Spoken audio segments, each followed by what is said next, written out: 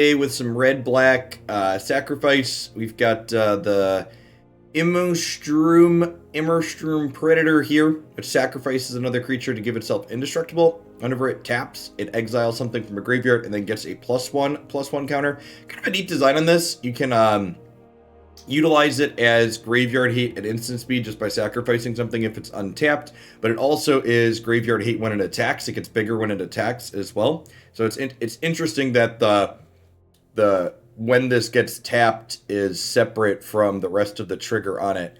This has built-in protection against a lot of removal spells if it's not getting exiled, especially with things that we don't mind sacrificing, like Woe Strider and its goat, or Mire Triton, or Skyclave Shade. We've got things like Claim the Firstborn and the Akroan War here that let us steal our opponent's stuff to sacrifice to things like Predator, Woe Strider, or Village Rites. And then we've got a small amount of self-mill sub-theme with Calls the Dead and Triton to enable our escape creatures like Kroxa and Woe Strider here. So let's go ahead and dive on into some games with this and see how it feels today.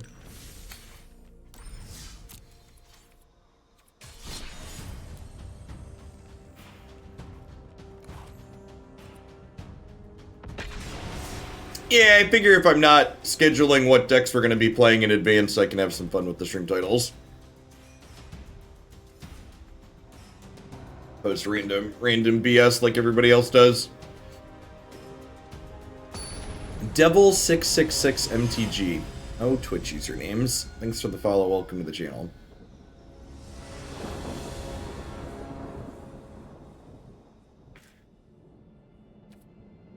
Hey, nostalgia's a powerful thing, Grizz.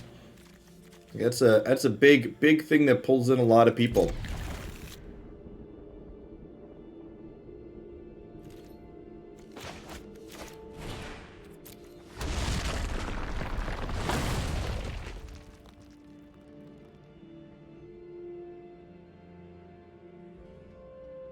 We play this out turn 1. This is turn 2 and turn 3 play, and this is a turn 4 play. Opponent's playing Yorion the Sky Nomad here, so I would estimate that they probably won't have something for me to stomp onto, so they'll probably just be stomping their face. Nice. This is a much better play. And then this is kind of a turn 3 play as well, right? Because I can attack with this, and then Village Rites it, and then drop a land and replay it. Hoping to dodge Glass Casket here. Although, they're probably a Doom Foretold deck, so maybe they're not playing Casket. I suppose they could just be like straight blue-white Yorion control. The card our opponent has foretold. So I think I'm going to go ahead and attack.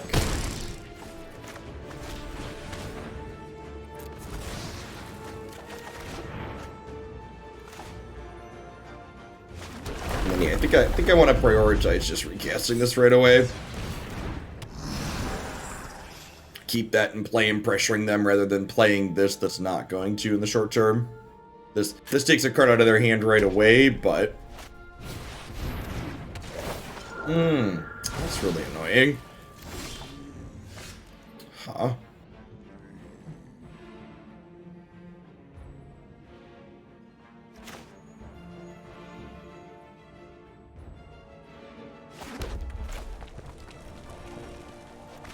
I think we Kroxa plus Stomp here. I think I want to wait to play this out until after I've played Calls the Dead, and I think I'd rather Calls the Dead next turn. I can 3+2.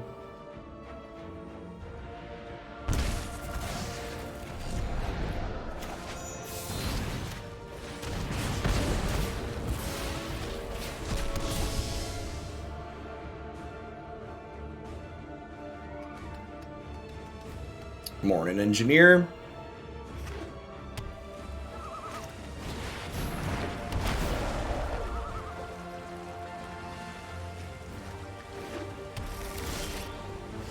Our deck definitely does not have the tools to get under what our opponent is doing, so it'll be interesting to see if we're able to grind with them with our escape cards here.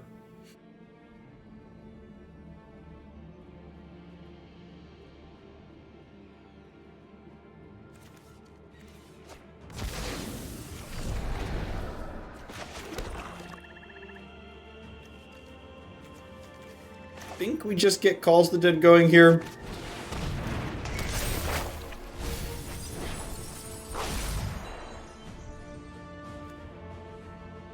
I think I am exiling one Kroxa here. That's a little bit of the danger of playing this, is that if we don't hit another creature or enchantment, we're gonna have to exile one of our 2 Kroxas. Because remember, our Skyclave got apparitioned.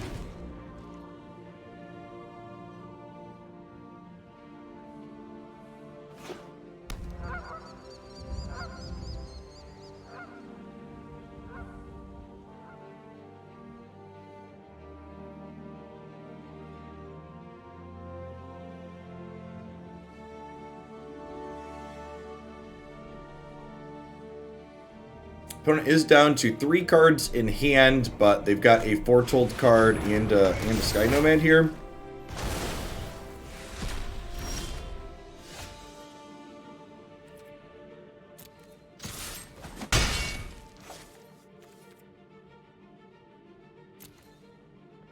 Okay, so this is going to be able to get back Apparition here in a second. So I think the play is this. So that way we can exile the creatures out of their bin.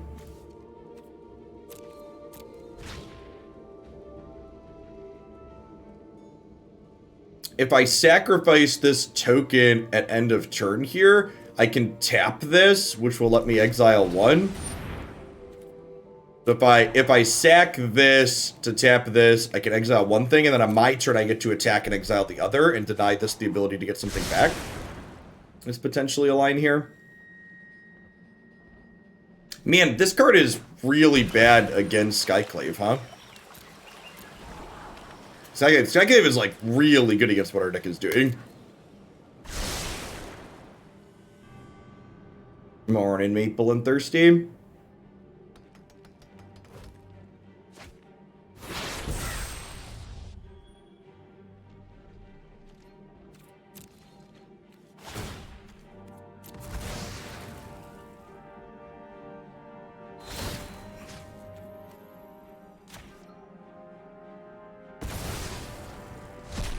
Yeah, Skyclave is a super powerful design. For sure. Oh, you know what? Did I miss no, I'm fine. Okay, so that happens. I think I'm waiting on bringing Kroxa back, so that way, if they have a sweeper, I can have a Kroxa post sweeper. I think we just Kroxa from hand here, and then play Bonecrusher Giant as a way to insulate this from a sweeper effect.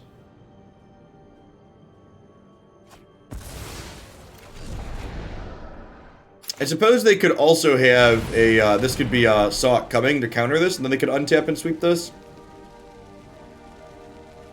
And then, if that's the case, I'd also rather have Kroxa as a follow-up. I'd rather this get countered than this get countered. And they don't have anything in their graveyard because of this, so Conqueror's Death isn't bringing anything back.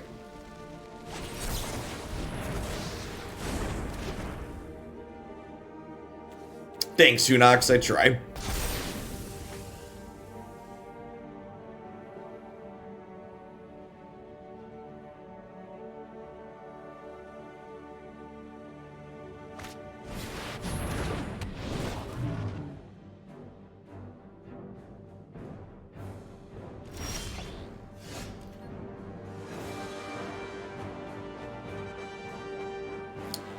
So we Kroxa and then claim our Kroxa.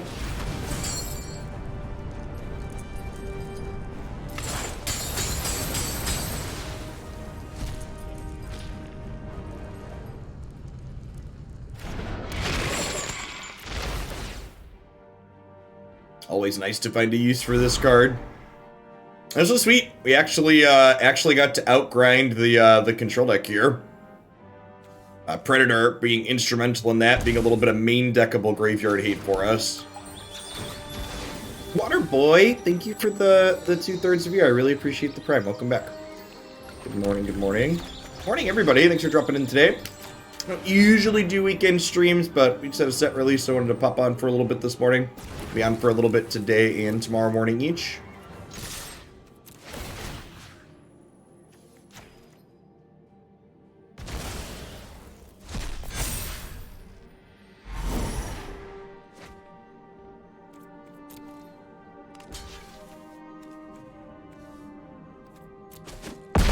Nice boy. Are they not quite dead yet? That's unfortunate. That's fine. They should be dead next turn, right? And they can't sweep the legs. I've got this protected.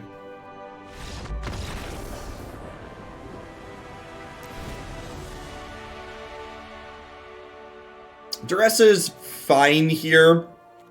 Skyclave Shade is excellent. Valki, God of Lies, sounds lovely. Claim the Firstborn seems aggressively mediocre. Or might be okay.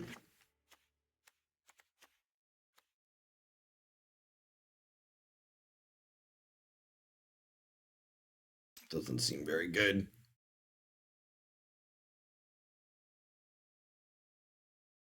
I guess the backside's kind of funny. They lose 3 life unless they sacrifice a non-land permanent or discard a card. Hey, Fedmart. Thanks for the brand new Prime support. Welcome to the channel. I appreciate the support. There's a lot of people you can ship those Bezo bucks to every month. Thanks for sending them this way.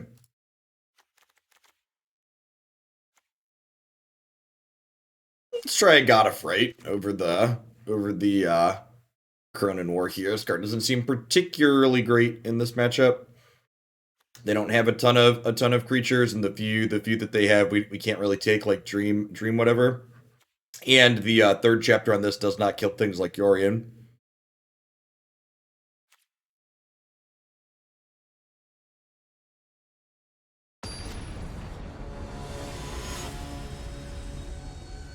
Kalem and Kolb, thanks for the follows. Welcome to the channel. That's fine. Not amazing, but fine.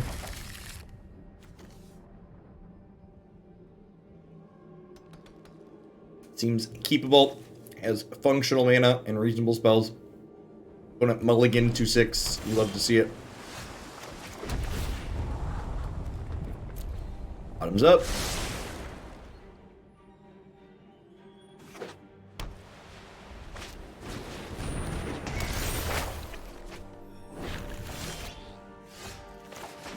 Well, I was going to do this on 2, but then we drew Calls the Dead, which enables...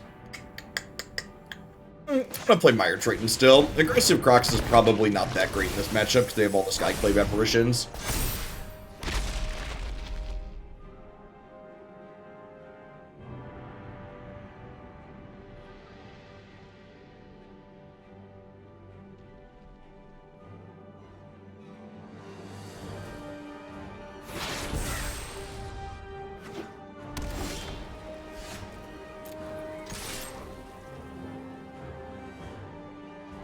And this is bait in a way, right?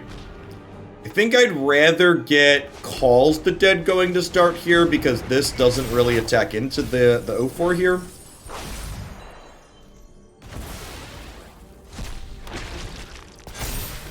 We can potentially wait to play this down the line when we can kick it. We can like go tap land, Kroxa them next turn into Shatterskull, kick this the next turn. I think of the Foretold mechanic. It seems kind of mediocre and constructed.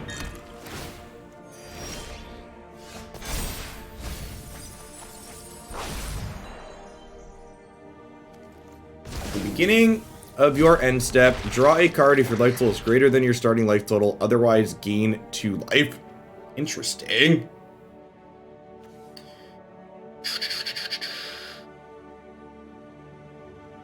So I guess we're just attacking. I guess I could get the lantern going. What if we just get the lantern going?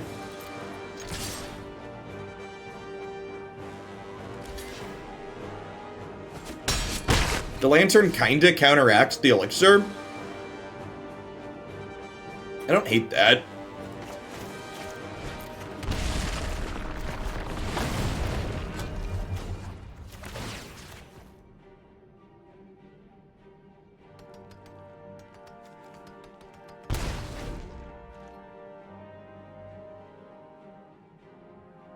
It's like 3 value every turn, sounds fine.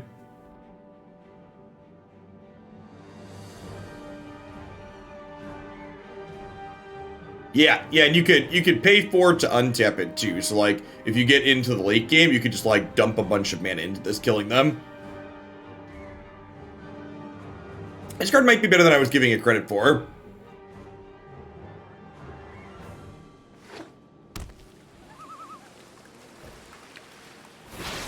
The backside's real neat.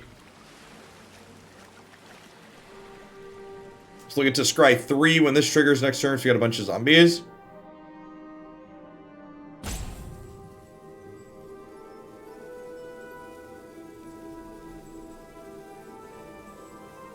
Yeah, I think bolting them every turn is fine. And like paying 4 mana for extra bolts, also reasonable. Come into the Predator, we'll get rid of the rest of these.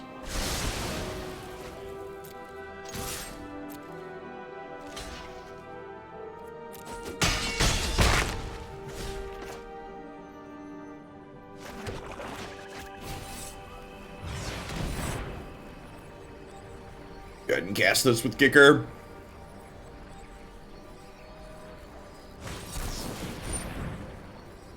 You have counterspelled my Bloodcast.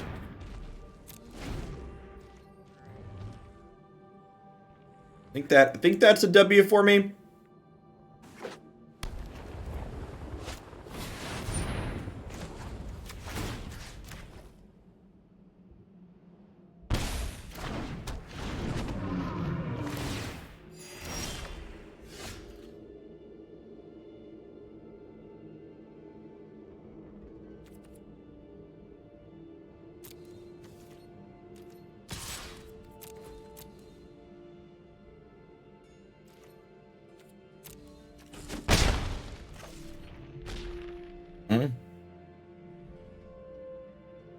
So this is gonna gain them a bunch of life. This title makes me uncomfortable. Listen. I'm just writing accurate titles, okay? I must not tell lies. They only have 1 card in their hand.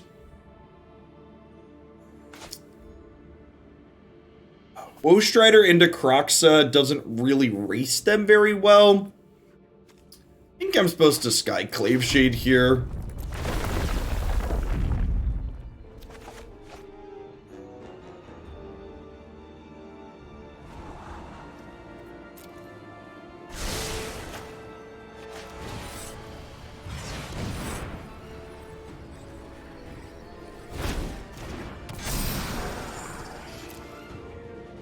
Well, we're going to be able to race this. We're certainly going to find out. Morning, Scottish.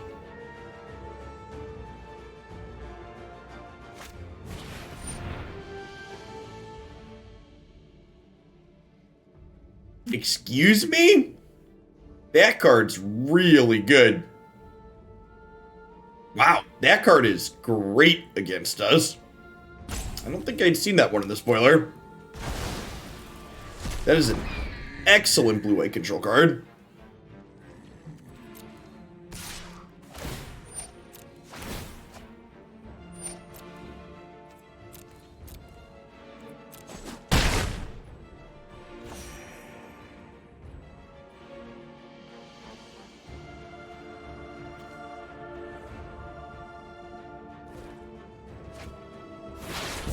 Oh, I could sack it to the Lantern.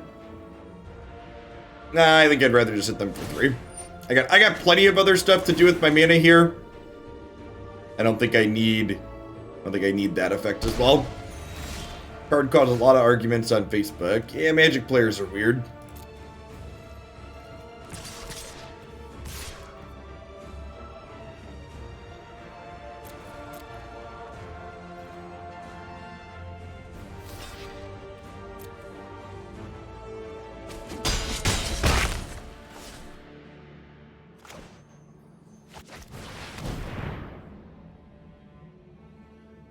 Ronins, thanks for the follow. Welcome to the channel.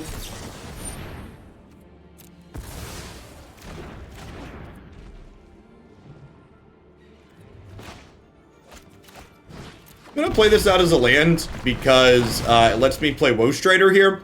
And Woe Strider means that this Raven can hop in front of Dream Trawler and sacrifice, which will deny them 5 life. Getting another land into play also gives me more mana towards untapping this multiple times in a turn once my hand gets empty here.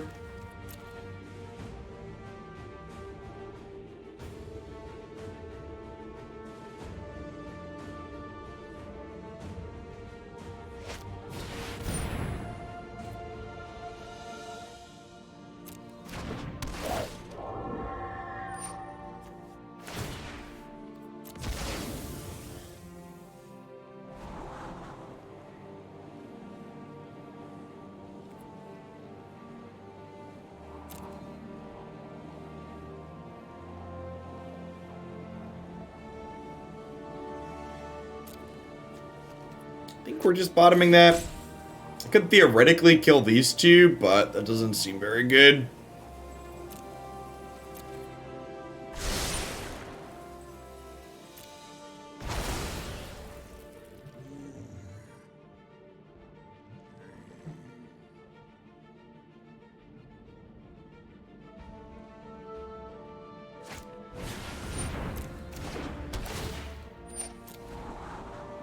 They're eating 6 this turn because of this draw.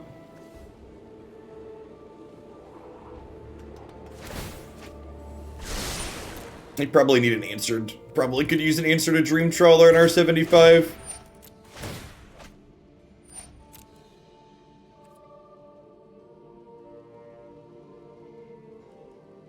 Yeah, I guess that's true. This is better than dealing 3. It's like dealing 6. So I get to do this. And then we get to do this to myself.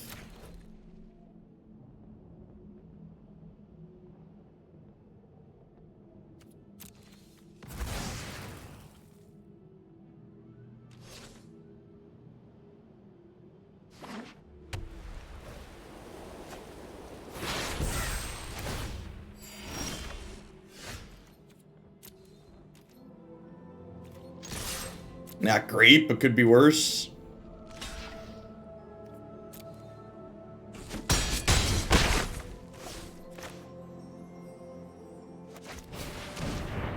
So this is dealing at least 3 here, because they're gonna, even if this is a spell, this is gonna come back and they don't have any cards left.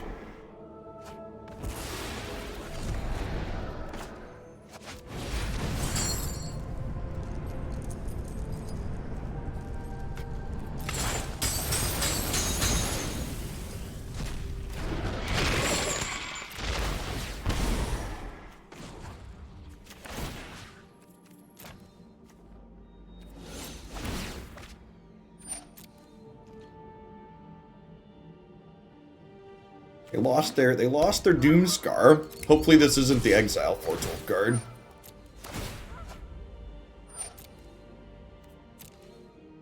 Like to keep my Kroxa.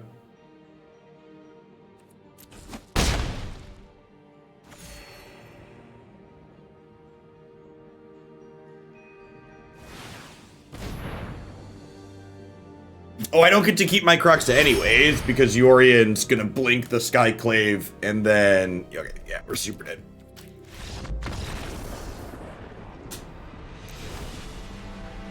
Yorian.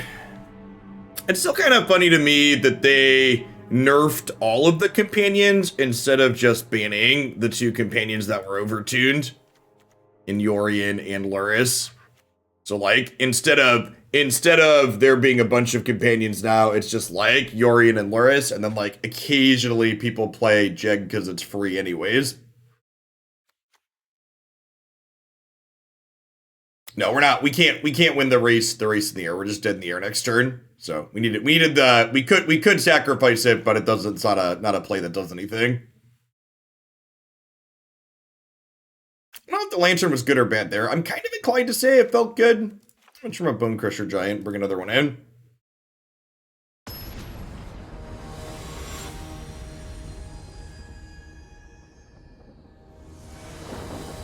Yeah, but like, so like Obosh and Jeg, like, they aren't companions. Like, they're not good enough at this point that people are building decks around them so much as they're building a deck and then just like incidentally like, oh, I can play this, I might as well play it.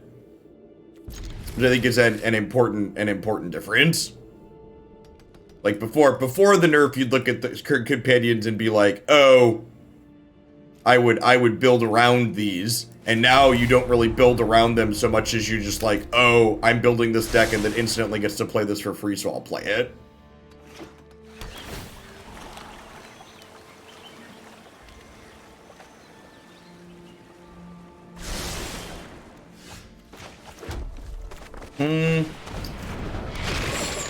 This is probably wrong. I'm probably supposed to fetch a swamp here and then play a 3-drop on 3. Hopefully we get a little bit lucky and spike an untapped land here.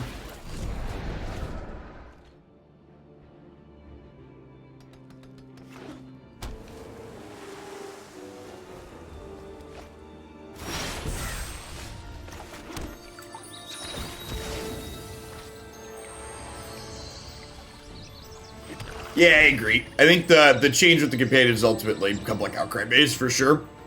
Hey, Crimson, thanks for the 21 months. I appreciate that. Welcome back. Yeah, the fact that we don't have a turn 3 play here is probably the death of us. I can't imagine we recover this incredible tempo loss.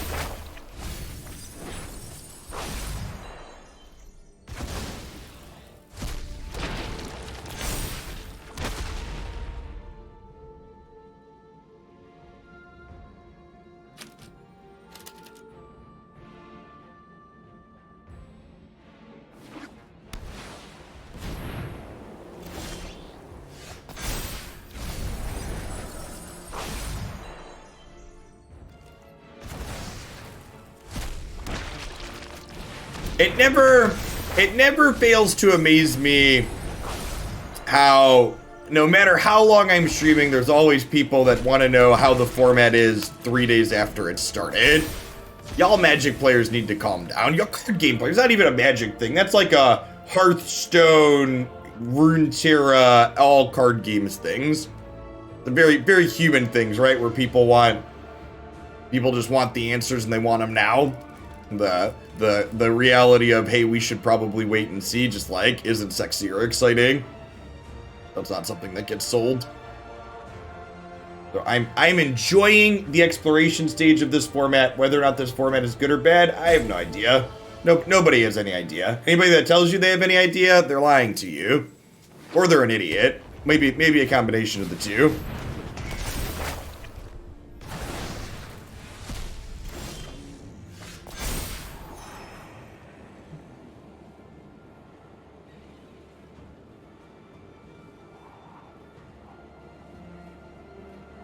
Well, it's a land, I guess. Unfortunate this land is tapped. It's my favorite new card, the World Serpent. That's a good question. That's a question I can answer. Questions based on my feelings are good questions asked and easy to answer. World Snake is great. I guess Goldspan Dragon's up there too. I've enjoyed attacking people with 4/4 hasters. We played 2 different Goldspan Dragon decks so far. Oh, this was stupid. I'm so dumb. They have I'm gonna just concede. I don't care about our rank. They have a Yorion in their hand that I don't care about. Forgot about that one staring us down. Should have played Mire Triton. They were gonna get to Yorion, blink, and kill my thing. No, that's World Shaper. I don't know what the actual the World Snake's actual name is. Coma, I think. Is that it? Is it Coma? The Sultai. We played a Sultai deck yesterday or the day before. It had some snakes in it.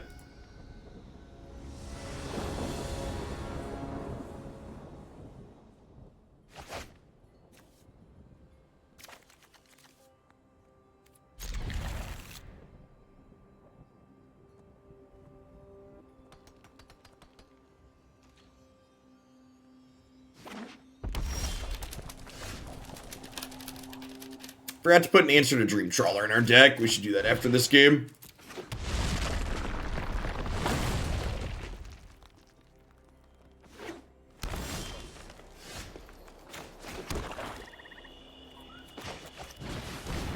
We'll go. Kroxa calls the dead. Kroxa on 4.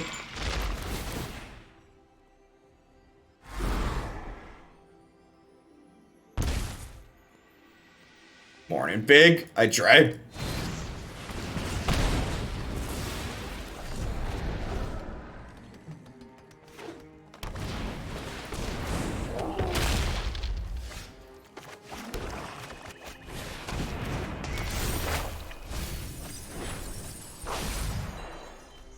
I don't think I'm likely to use Skyclave Shade against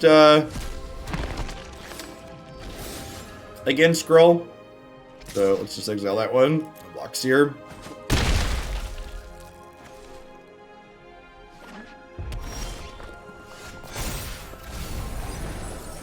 Yeah, we're actually gonna decline to use this turn because I need all those cards to escape Kroxa.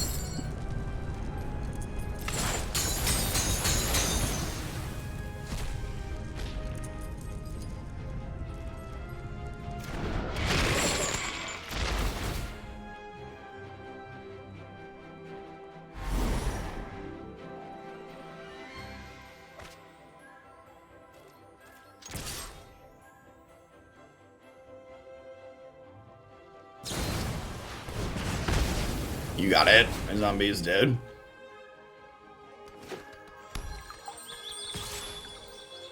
No blocks here. Cleave me, daddy.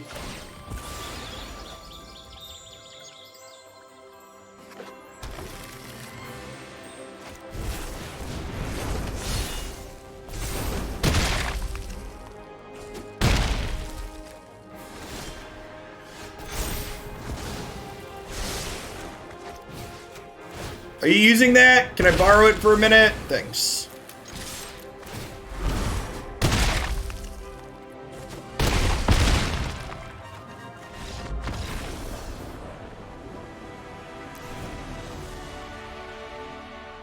Alright, so Skyclave is out.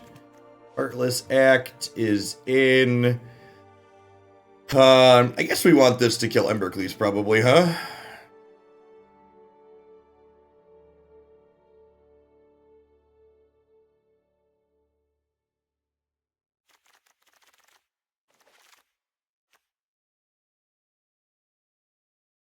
Just the average claim, right? I mean, to be fair, my claim would not have been a deal 10 if they hadn't dealt 10 to me previously. Maybe they shouldn't go around 10ing people if they're not willing to take 10 on the backswing. Hey, Woe Strider's the trim here. This body's not particularly exciting in this matchup.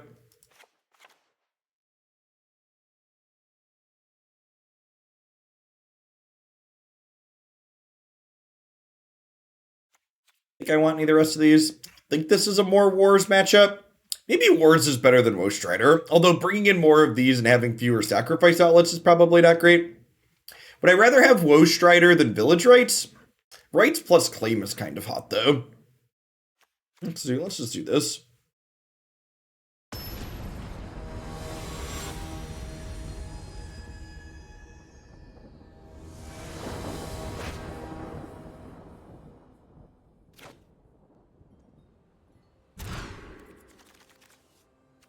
This isn't amazing, but it's fine.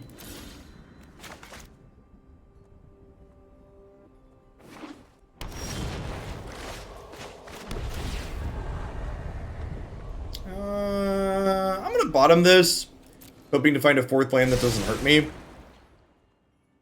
I would like my fourth land to be untapped and not hurt me if I'm being picky.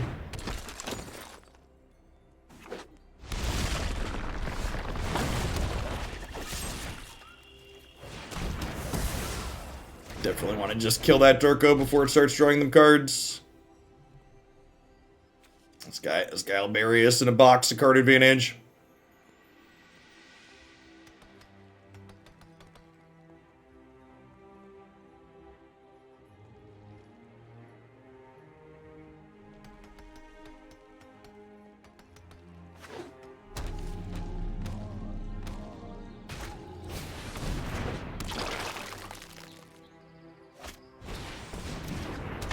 Okay, well, we were going to be in trouble, and then they decided they didn't want to activate their Scoos this turn, so...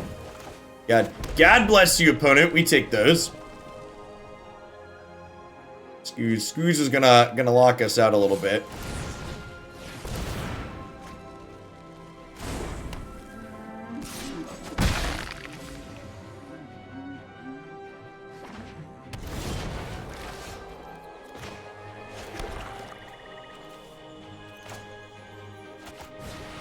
we're just playing this to block the Love Strike Beast.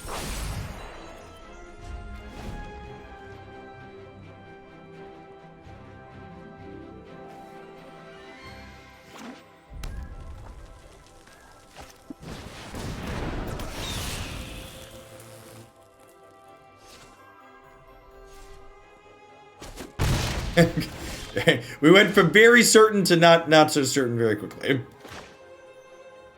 Am I calling the dead this turn? I think so.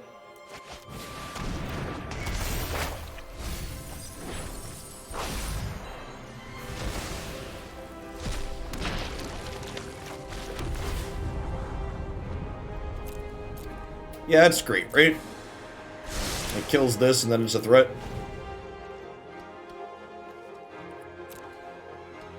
$38 months of waiting for Jeff's OnlyFans. Thank you for the 3 years, Phoenix. I appreciate that. Welcome back. Oh, they're a Great Henge deck too. Yikes.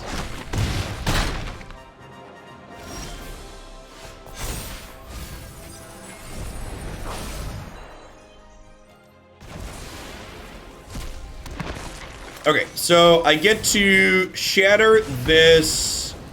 And then I get to escape this, which eats the card out of their hand. And then this trades with Questerson. So if they draw a blank next turn, I can... that was a good one to get rid of. So if they draw a blank next turn and we draw an untapped land, we can stomp this plus play this to trade with this in the air. And we're dead. Good chat. Good chat.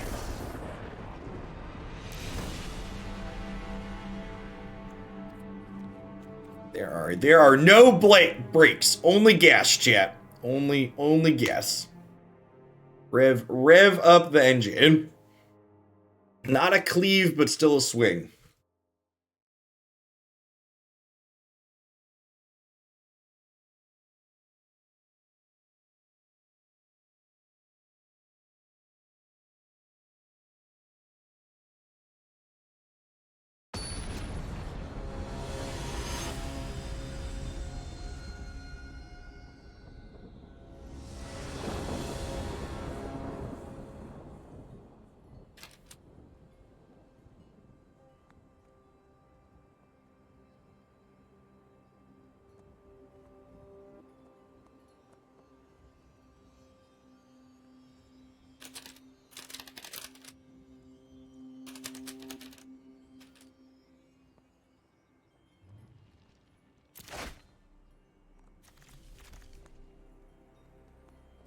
Yeah, this is good again. Good to go. Kroxa calls the dead. Kroxa again.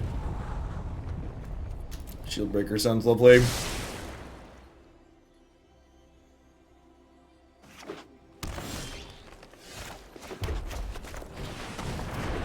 Calling in the lure.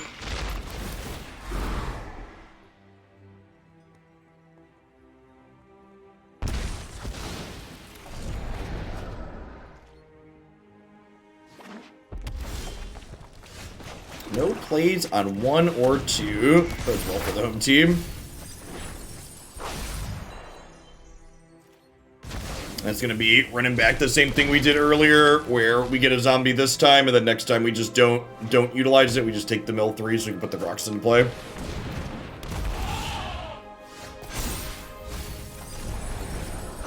So, decline.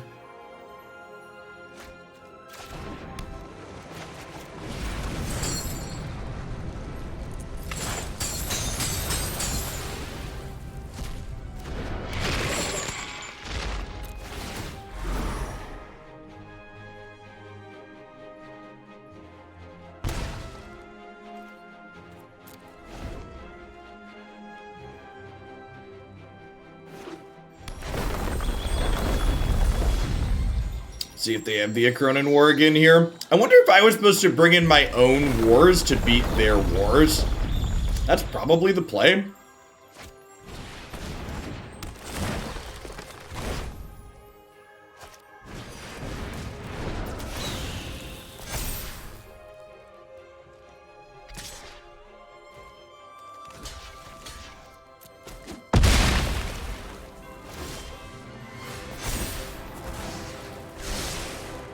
Okay, so...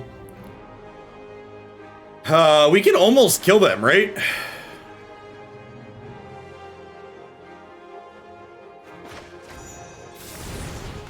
Let's destroy that.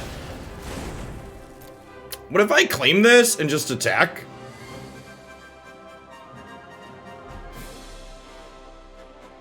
Just like claim this, attack you with both? I think I'm kind of into that.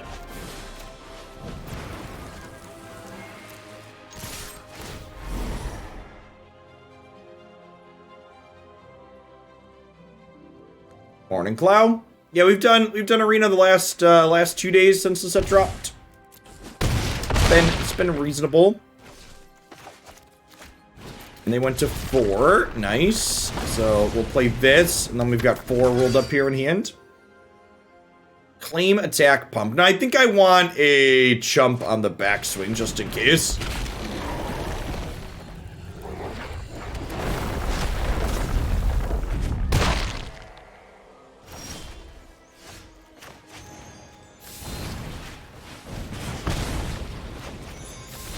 Our Gruul matchup definitely seems okay.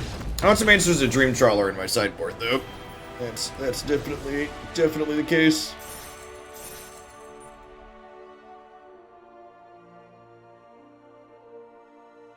There was a black card that was printed that was Crackling Doom adjacent, if I recall. What's it called? It's a three mana thing that someone else had played against me.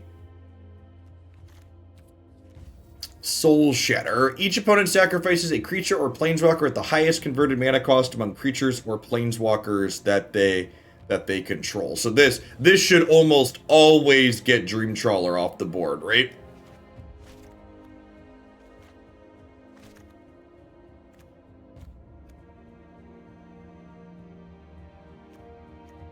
I don't know that I really need a full set of Akroan Wars. It's probably the trim.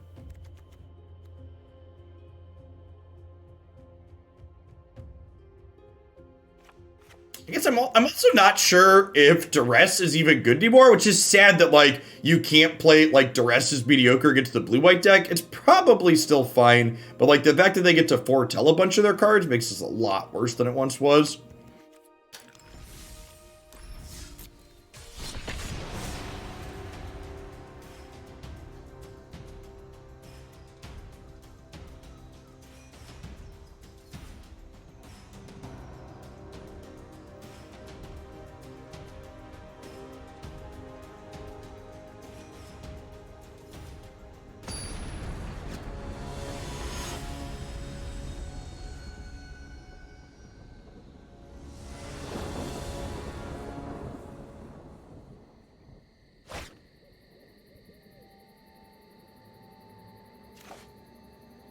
Okay, so Lurrus implies rogues in this format, is my understanding. Obviously could be a brew, but the average Lurrus means rogues. Which honestly, rogues is probably pretty okay for us, right? We got a bunch of escape cards. We were playing rogues the other day. The Kroxa matchups felt really hard. How's the client been performing lately? The same as always. The Magic Arena client did not really improve in the in-between in the last 4 months. It runs on mobile now, but it still leaks memory as before. Magic kind of is what it is. You shouldn't expect it to improve. And if you're only waiting for it to improve, you're going to be disappointed, and you should do something else. But if you can enjoy it for what it is, it's fine. But if you're expecting things to be different, that's not going to be the case.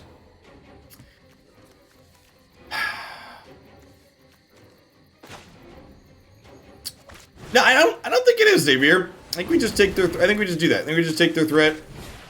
I get to attack them for free first. I guess it technically doesn't matter because they're going to bump into it. I wonder if taking Rune Crab is actually better.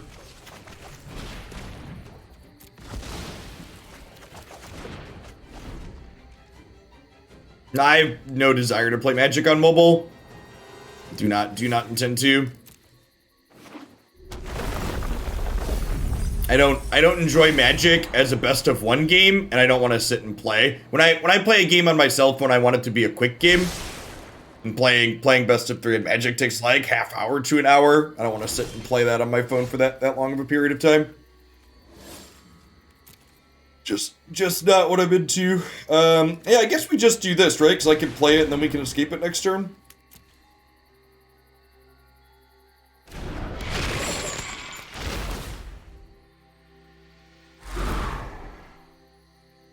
I don't know. I've never really had generic stability issues with the Arena client. The one notable issue that's existed for a long while now is simply that after you've been playing for 2+ hours, you start getting long hangs when you go to sideboarding screens at the end of matches, and that's still very much the case. I can't get to about. Need to get to about 3 hours before I have to restart things.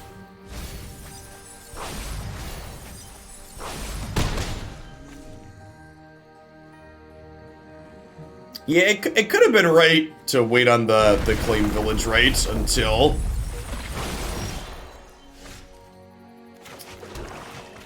these things had happened. They have a counter spell here. There's a good chance it's going to be too slow. Definitely boarding out Mire Triton in this matchup. You get Drought in the lock. Is a Vampire Dragon playable? Yeah, card seems super reasonable. There's not that much exile removal in the format.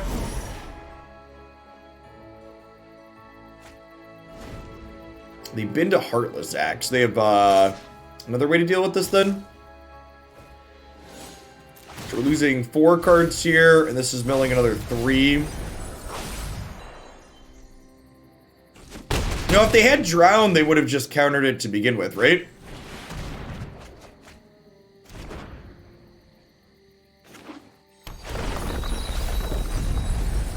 Yeah, I never had to do that, Gengar. Nico, thanks for the follow.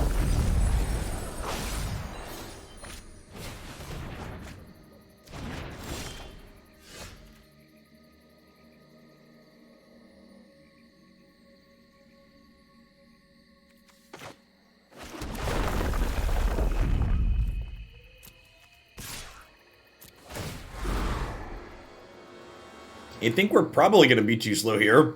They've got us dead in 2 in the air, and I definitely don't have them dead in my next attack.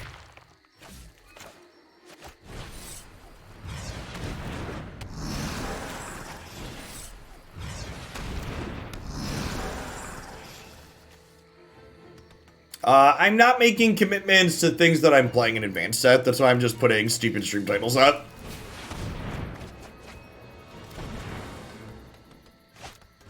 Maybe at some point I'll feel like getting organized again, but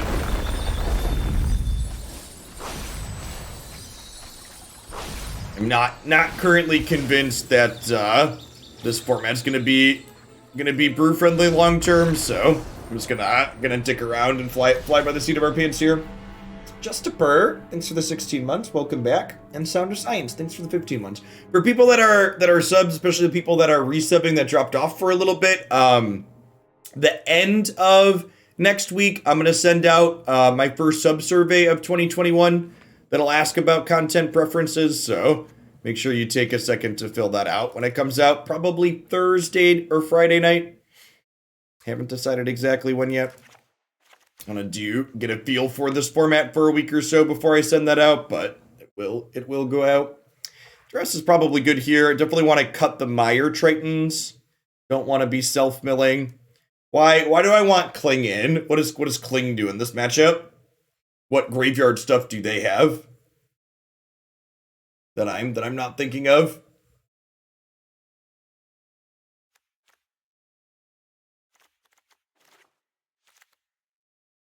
Probably slow, actually. Kling to take their Klings. That's kind of cute. Village Rites is actually kind of mediocre here too, right? It's like drawing is kind of like milling. It's like milling adjacent.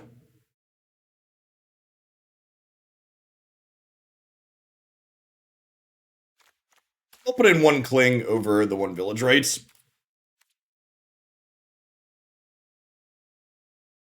Oh, I should cut Calls the Dead. Yeah, that's true. That's 100% true. Yeah, that's a mistake. I cut the Mire Tritons. I didn't connect the dots and also cut Calls the Dead.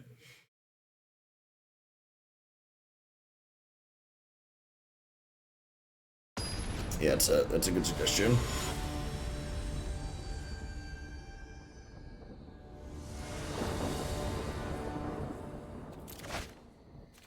I will say, time away from Magic, the one thing I miss the most is sideboarding. Sideboarding adds a lot of play to the games. Definitely like playing a bunch of Runeterra and then coming back and playing some Magic. It definitely makes me think that Runeterra, especially their competitive stuff, could probably be made better by utilizing sideboards. I like their multi-deck formats, but it just doesn't quite hit the same way as sideboards. Let's say Pathway. Pathways are just dual lands that they only make one of the 2 colors. They always come into play untapped, but you have to commit to which color it is when you play it.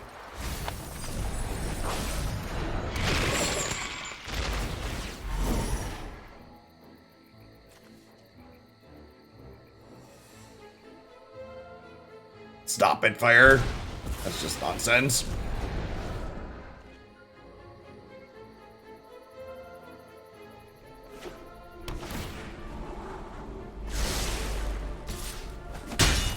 So I think I am going to Calls the Dead here, because I think it's important that I be able to Kroxa on 4.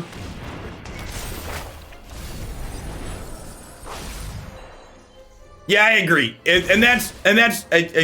completely agree, Violet Journey. The pick ban format loses some of its depth and strategy and like, how ideal it is with some of the polarized designs that Runeterra has right now. Squirtle Scott, thank you for the 17 months. Like, when I first started playing Runeterra, like, Lee Sin wasn't a deck, and it feels like the game's kind of changed in a core way with the introduction of that, and it lost kind of some of its, like... When I first started playing that game, I didn't really think it needed sideboards, but the way that the format has evolved with some of the changes that they've made, I don't feel that's still the case.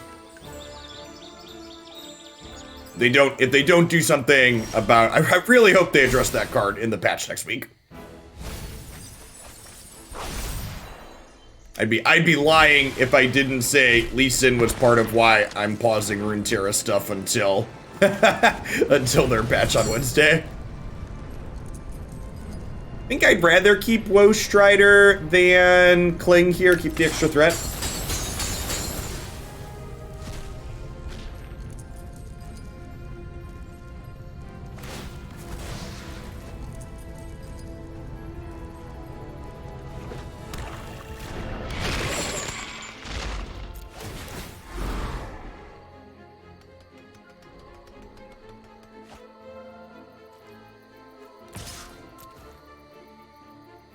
People have been asking about running Hoots tournaments again. I think my loose plans are if Magic stays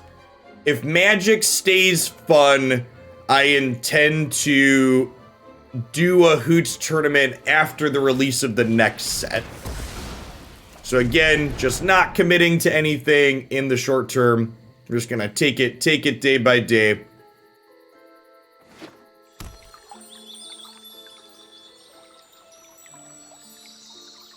The way this game is playing out is making me happy I kept Calls the Dead in.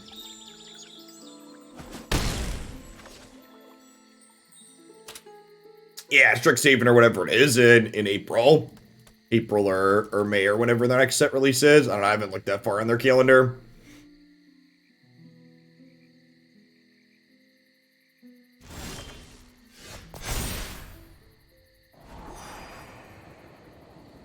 Honestly, both of those sound great. Oh, I really should have Fabled Passage last turn, because I'm going to have to choose if I want to shuffle these or not. I guess I just play 2/2s this turn. It's fine. We'll start by attacking. And probably Kroxa empty their hand.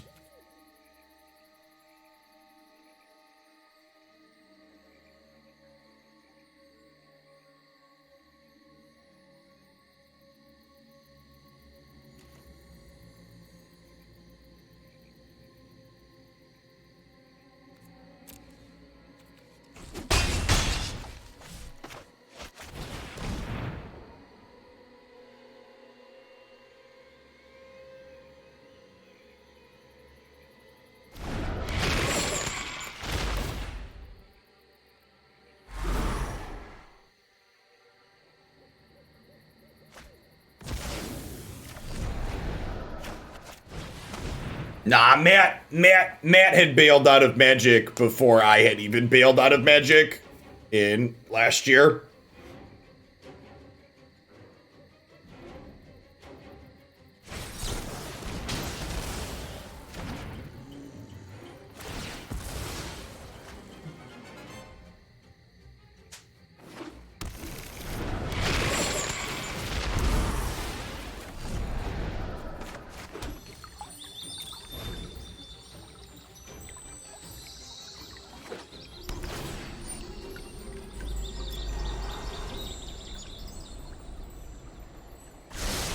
That's true. The price tag on Magic has not changed. Still very much what it was prior. All right, so do I want this other Bonecrusher Giant now? Probably. I think we crack this fetch and then just Kroxa the Lurrus out of their hand.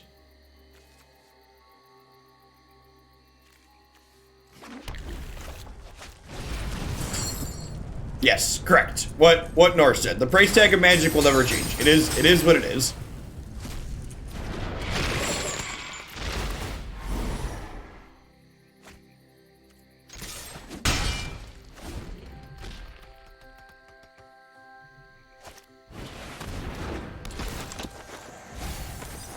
Thanks for the refill.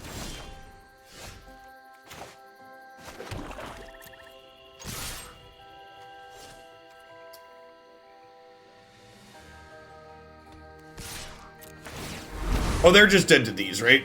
Derp. They don't have any cards in hand.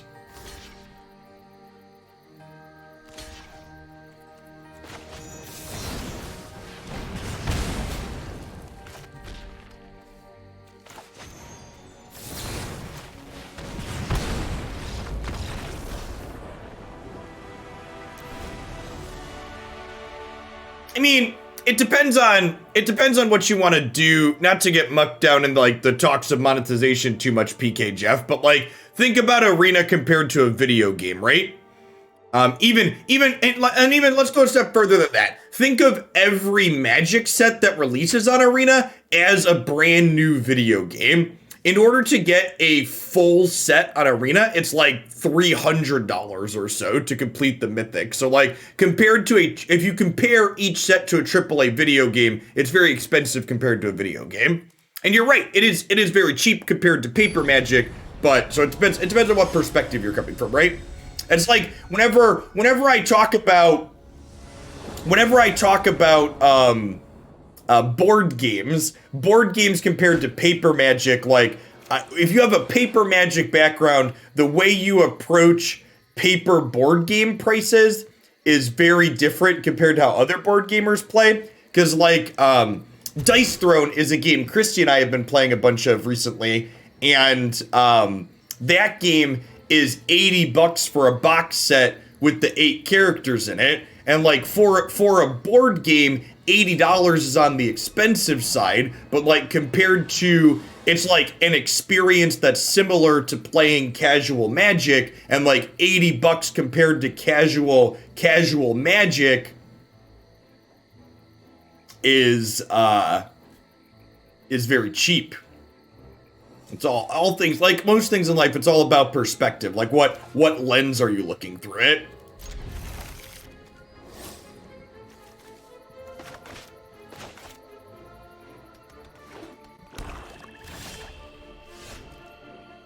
Huh? I think we lead on Duress now, because I can go Duress on 1, 2 drop on 2, tap land, 2 drop on 3.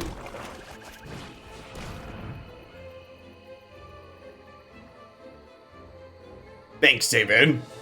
I try.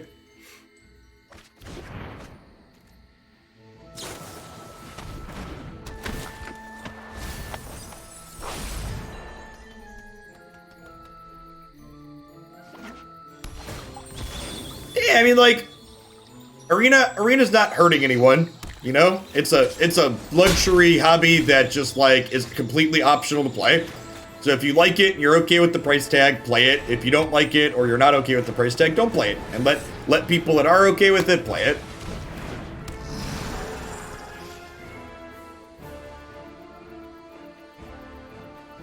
All right, I'm gonna now, moving forward, I'll talk about monetization and stuff like that around Arena and Magic in general. I'm gonna start timing people out in chat for that. We're just gonna focus on the gameplay. I don't want to get bogged down in that type of bullshit anymore on stream.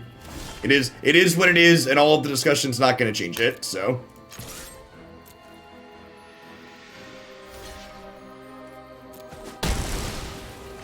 Really? Deal?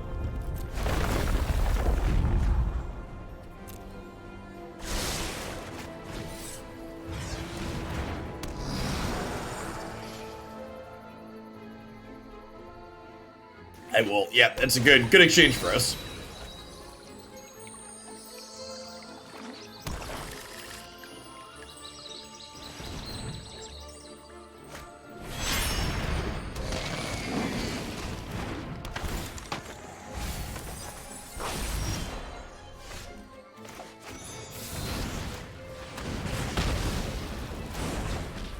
Can you kick it from the graveyard? You can. You're casting it from the graveyard.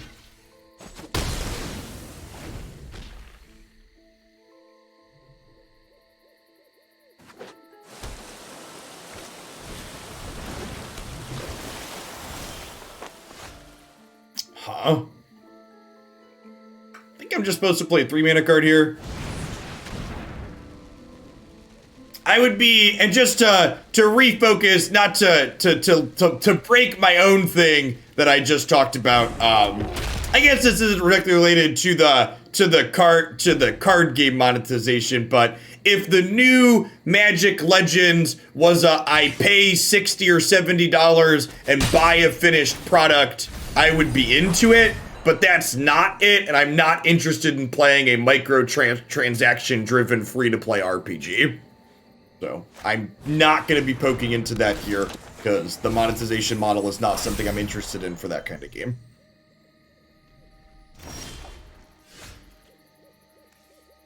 Anybody that is currently in their closed alpha or whatever, I'll remind you that you signed an NDA for that product that's still not released, so don't talk about it in chat.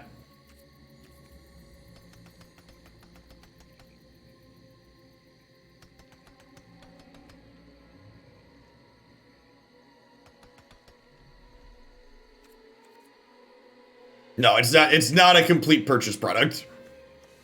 Man, missing our 4th land feels real bad. We scryed one to the top and then it got milled.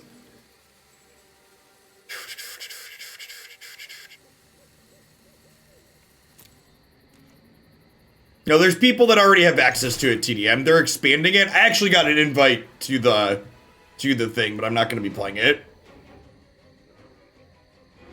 You're not allowed to stream it, talk about it, or anything like that outside of the early access. Let's take one of the cards out of their hand. See if they have an end to the story here.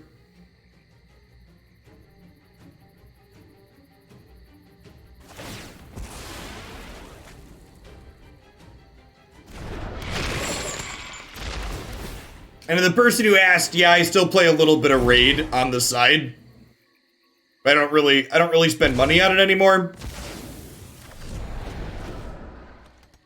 That's also a mobile game as opposed to a desktop microtransaction driven game.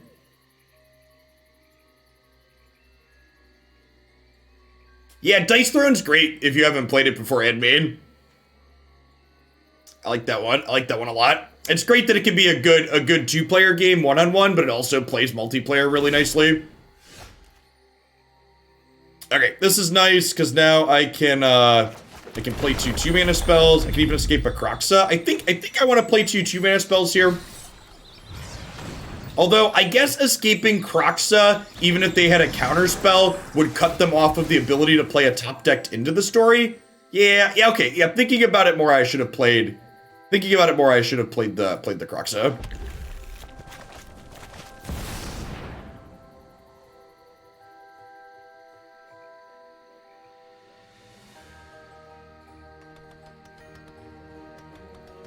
The new upcoming freemium action RPG based on the Magic IP, Hidden Flames, is in a closed alpha at the moment.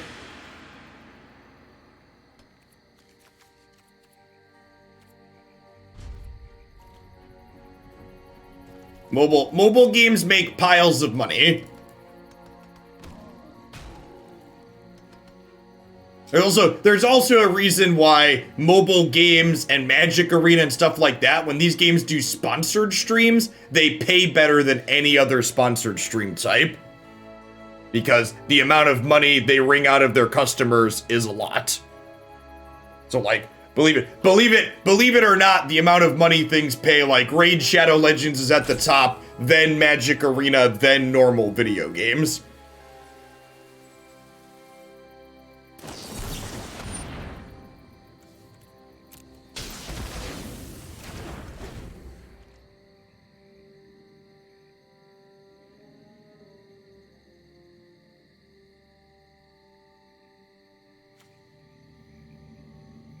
So this actually isn't too big of a deal if I escape Kroxa, because I can claim the Kroxa back and then sack it to Woe Strider.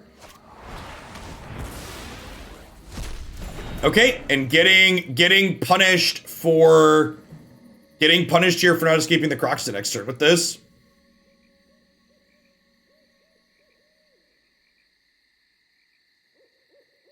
They're gonna get to escape and exile my Woe Strider here. And then I no longer have the ability to escape things from my bin, which is a big deal.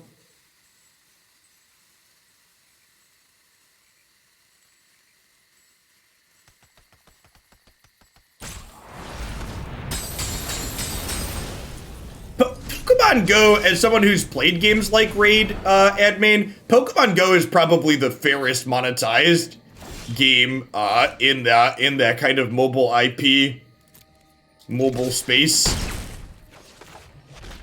As someone who's played a lot of them.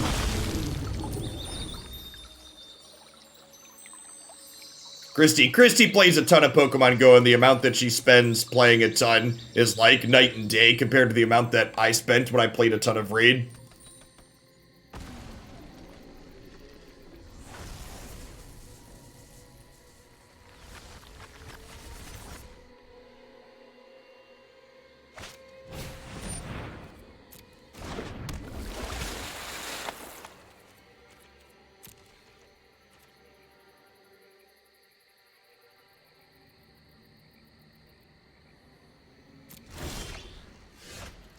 Yeah, it's a little bit harder to play Pokemon Go without spending money in the time of COVID. But in not COVID times, it's not too bad. They have 5 cards exactly in here. So I could target the Cling to Dust. Huh? I think I want to target the Cling so they can't flash it back again later on me. Because even if they draw a land and bring back Lurrus next turn, I can claim it plus Woe Strider it, right? So I think I just deal with the Cling here.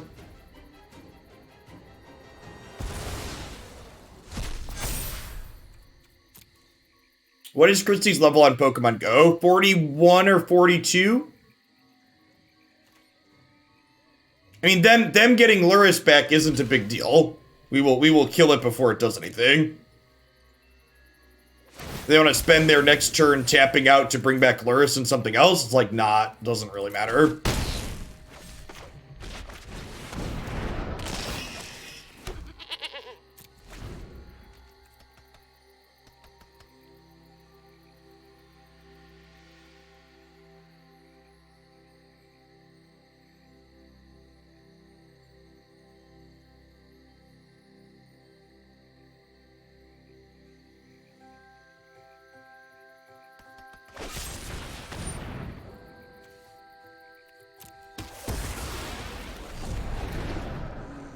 To give you context, what real mobile games, what real like gacha style mobile games like Genshin Impact and Raid Shadow Legends, I tell people what I spend on games here.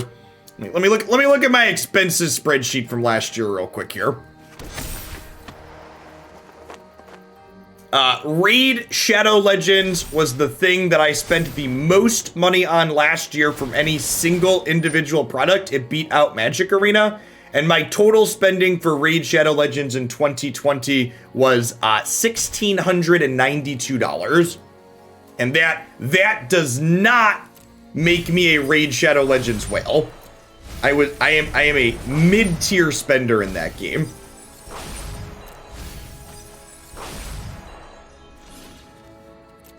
Just as those are dolphin numbers for gacha games. Whales in games like that put like 5 figures in. Although to my credit or addiction or lack thereof, I don't know that I would have spent the money I spent on that game if they hadn't paid me a bunch of money to play it on stream.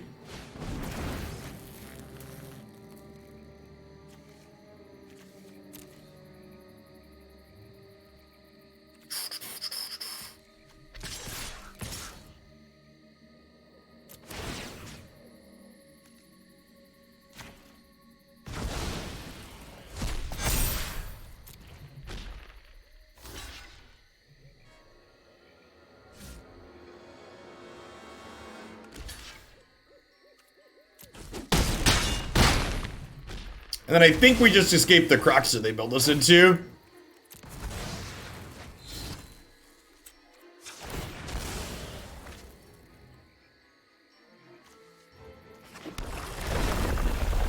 Thanks for that. Thanks for the toy. And they're basically on... looking for... I don't even know what they have at this point. Let's say they want to draw 4, but like they're dead on board at this point.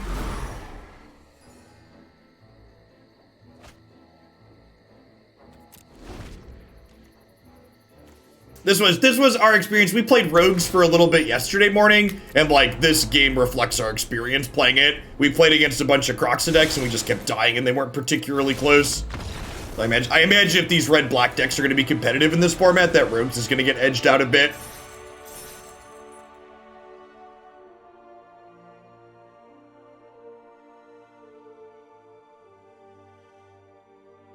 Yeah, correct, Danbean.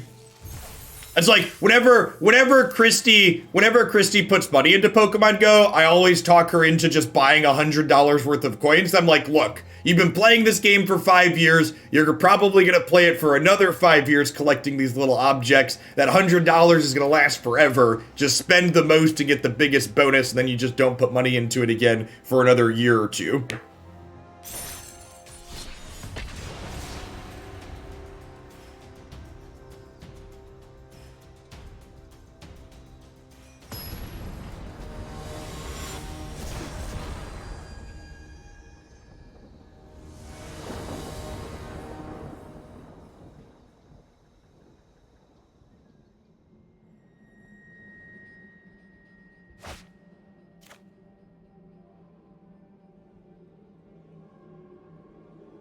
Yeah, it seems fine, right?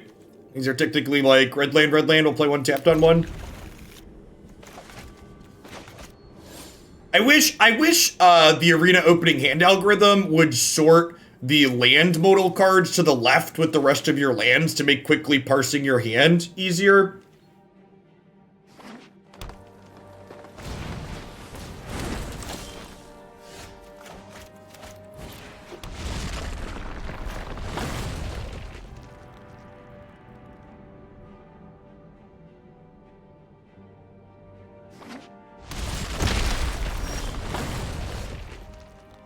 Yeah, the flip helps a little bit, except when you're also playing other double-sided cards. So like the flip is helpful, I agree, but when you have other double-sided cards that aren't double-sided land cards flipping back and forth, it becomes harder to parse. So I think this is the Kroxa calls the dead Kroxa on 4 draw again here. Seems to be very good against Skrull. We'll have a zombie token in the middle, hopefully, to chump block a 5/5. Yeah, I gotta admit, I was kind of sad that they brought back double-faced cards again in Kaldheim, and there weren't more land double-faced cards. The land spell split cards are probably my favorite Magic design ever. I hope we get to see more of them.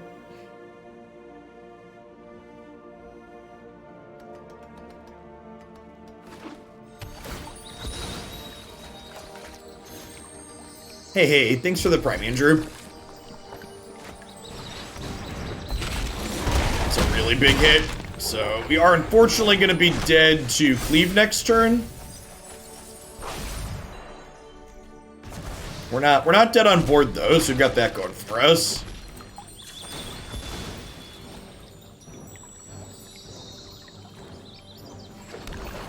Oh, and they're out of, we're taking their last card out of their hand. Okay, so we might have a shot here.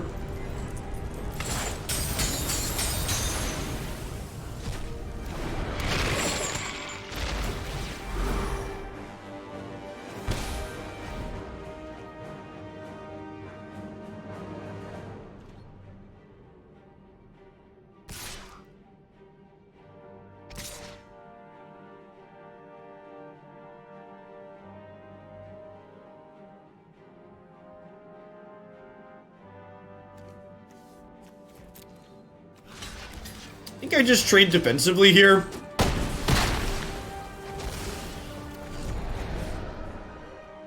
And then I can stomp this and then fill my graveyard back up for this with Mire Triton.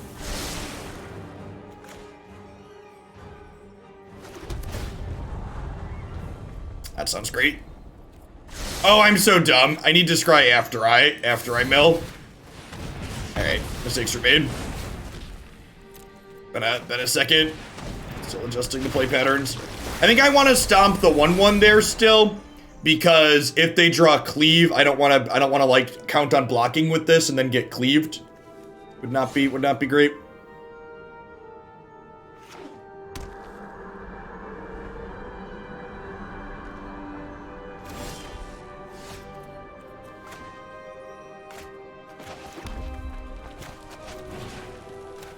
I'm gonna claim this to put a 6th card into my bin. It obviously can't attack.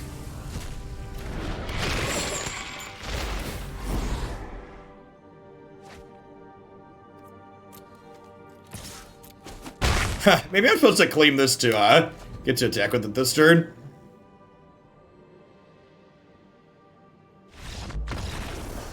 That's probably actually correct.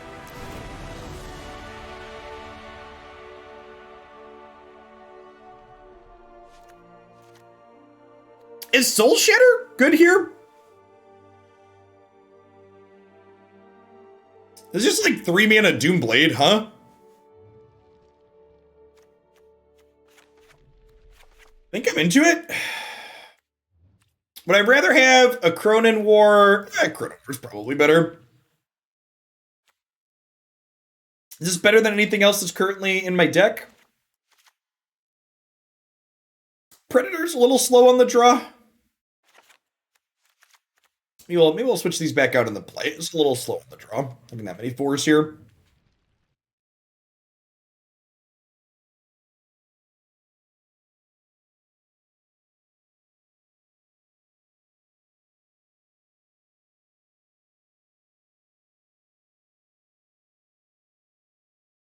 I don't think the other red-black deck's really comparable to what this one is doing. I think too often Magic players try to lump decks that are the same colors into groupings together when they just really don't belong together.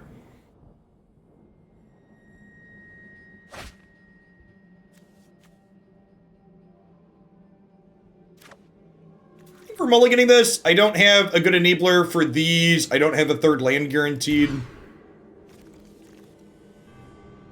This hand's not amazing, but it's a keep, I think. I'm gonna bottom the Soul Shatter or the Kroxa. I'm the Kroxa, actually. Yeah, I mean, and they're completely different play styles. So I just like I said, I don't really think they're comparable.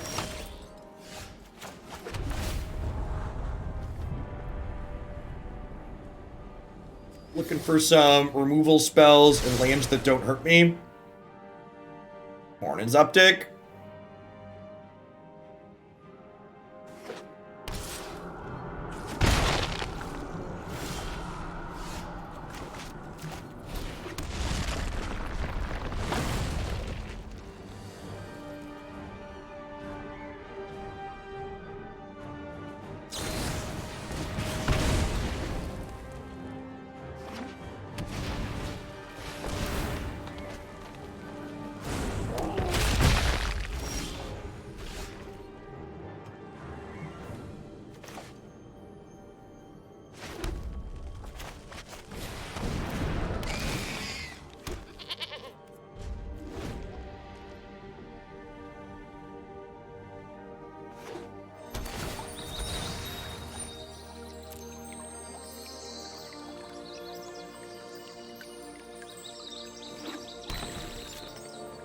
Alright, not cleave.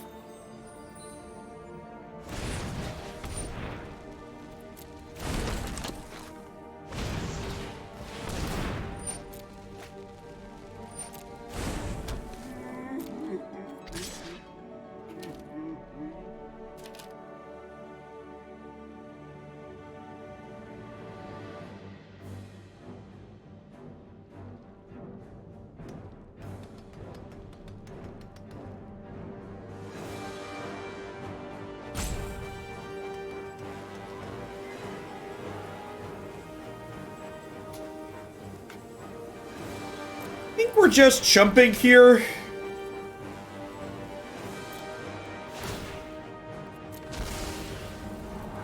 Yeah, get our scry on. I guess we keep our lands that don't hurt us, even if it's not another black source. First time watching Magic is generally a very complicated game. I don't think so. Comparable to any other card game. A lot of the Magic tends to pack decision points into different places than other card games do. The bulk of the decisions you make while playing Magic tend to be tied to how you mulligan, how you deck build, how you sideboard, as opposed to other games tend to have more in-game sequencing decisions. And that's not to say Magic has no in-game sequencing decisions, but compared to both like Hearthstone and Runeterra, Magic tends to have fewer per game, in my experience.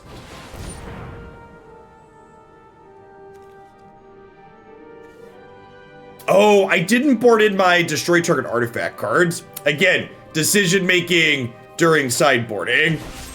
So I'm likely to lose this game, not because of a decision I made while actually playing the game, but because of a decision I made on the in-between, not bringing in my appropriate answer, because I didn't recall what cards they were playing while sideboarding.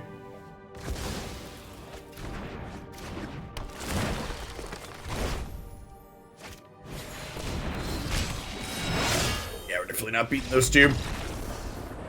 Let's fix that here. We also get to take game 3 on the play. Shatter felt kind of okay there. Definitely want the Shieldbreakers. It's a little slow. I'd rather have Woe Strider or Dragon. I think I'd rather have more dragons on the play.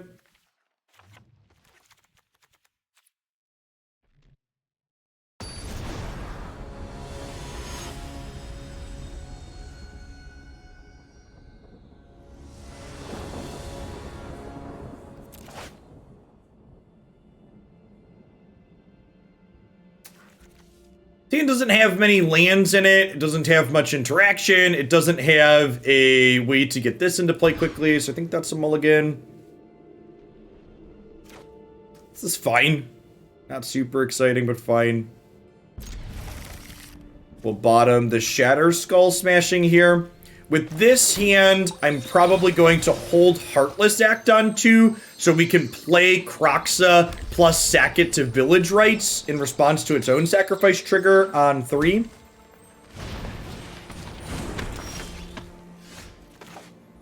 Now we can just do this. That's much better. So up to 3 cards in the bin. This will be 4. So we need 1 more after that to escape Kroxa. If this trades with something, it can do that for us.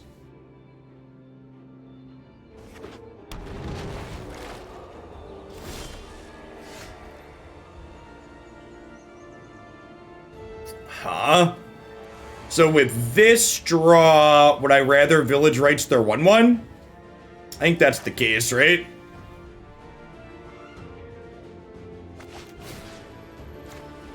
Because they didn't attack offering this trade, which would imply they don't have another one. And then we'll Village Rites before we play our land in case we draw a tap land like a Temple.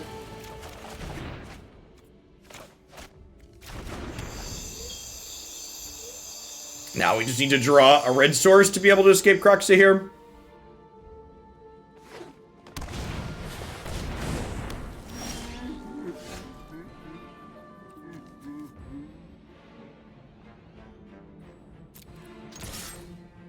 going on, Jerry? Afternoon.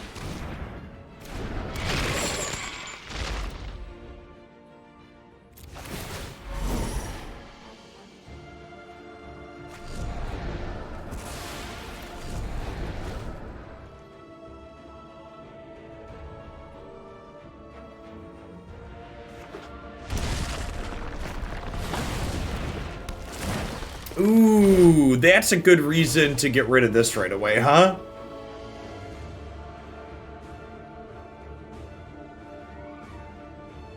It's an in-game decision that really mattered. And then unfortunately we're just mana screwed here, so there's not really much we can accomplish. This also renders my Heartless Axe useless.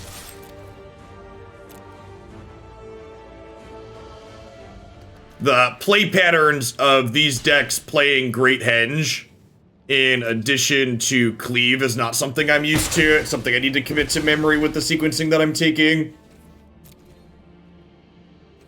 This game we're gonna lose because I made a mistake. The mana screw doesn't help. If we had another red source, we could probably beat Henge, but without another land, this is gonna run us down. The fact that I could have played around that and didn't. Just go ahead and move along. Yeah, I'm not used to people playing this card instead of or in addition to Cleave.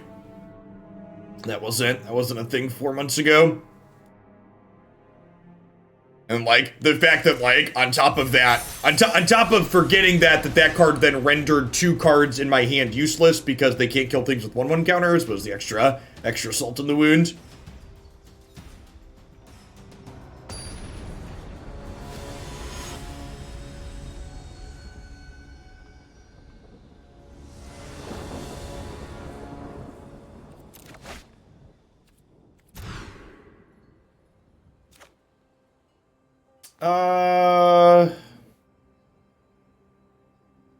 Yeah, this is fine. I really wish I knew what kind of deck they were playing, right? Because, like, if they're an aggro deck, I want to keep Bonecrusher Giant. If they're a control deck, I want to keep Skyclave Shade.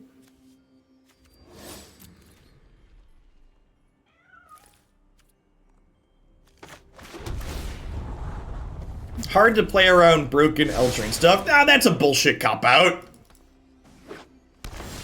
Like, it's fine to criticize things. It's fine to criticize things that are bad designs and talk about them, but, like, don't use the fact that some bad things or busted things exist to, like, write off your mistakes as not being mistakes.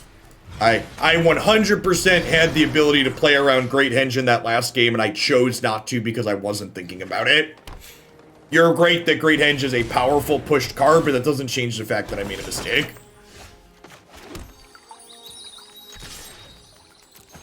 Hey, Dwight, thank you for the 56 months.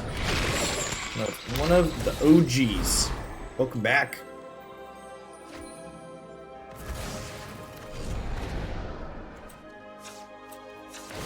Ha! Feasting Troll King. Get a little bit of trouble here and have them get this into play before turn 5 even if they have some other food generators.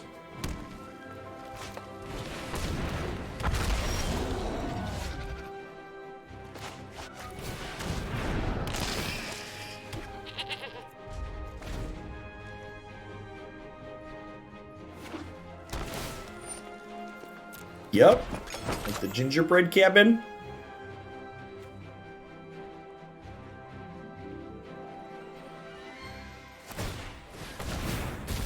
Oh, they're just digging with Trail. That's good for us here.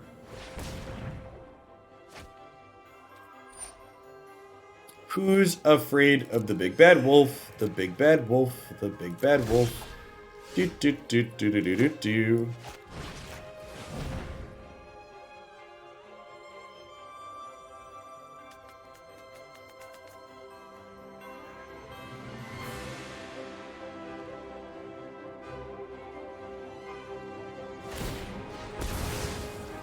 Excuse me? Yeah, deal. You denied me that scry one, opponent. I've been shown. Got me.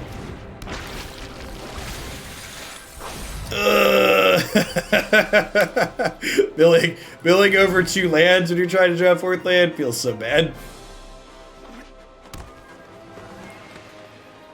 If they have a second troll, they could double Troll King this turn. This like king, get some food, sack them, get the other king back.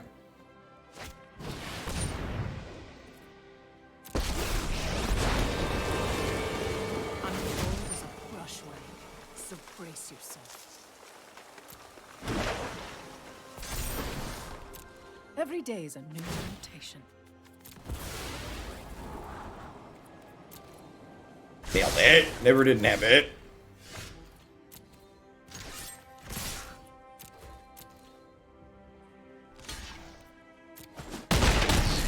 So Vivian was a trade with this, gain 5. Not bad for them.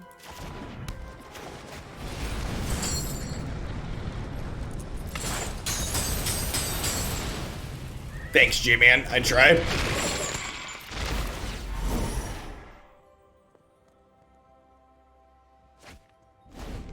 Been second, Vivian. So this lets Wicked Wolf eat something and survive, but it's tapped after it does that, so that's pretty fine for us.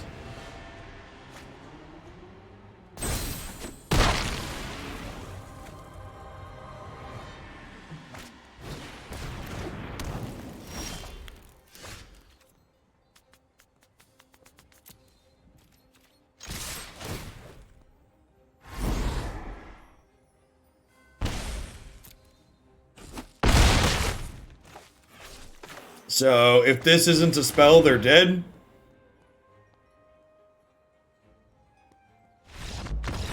Not a spell.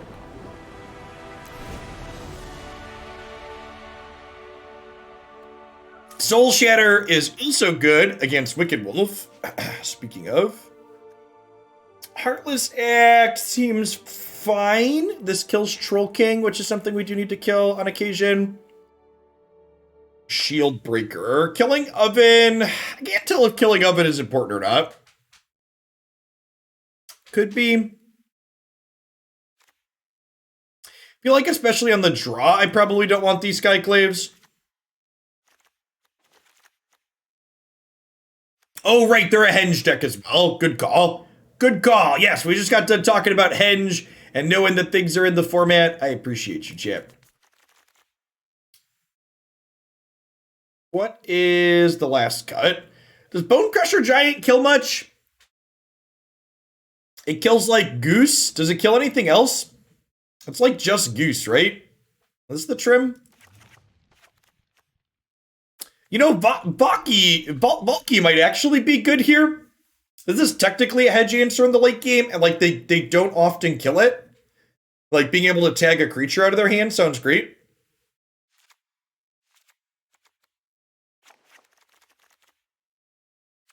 Let's do this.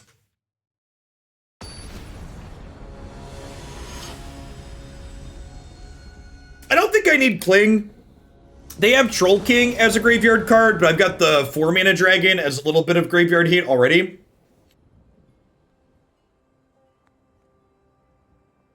Tiamat bodies aren't great versus Wolf. Tiamat is important to be able to cast Kroxa quickly, consistently. You know, you don't play Tiamat because, you don't play Calls of the Dead because you want 2/2s. You play it because it fills your graveyard up.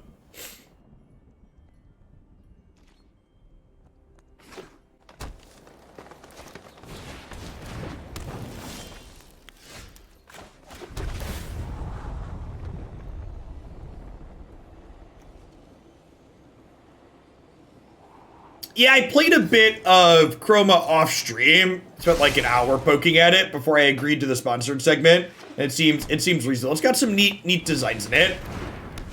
The client's a little rough around the edges. It's definitely an indie project, but the core gameplay seems reasonable. And their monetization is tops. Wow! Got us. It's like one of those ones where like they got us, but we like ain't even mad about it. Yep, you got me.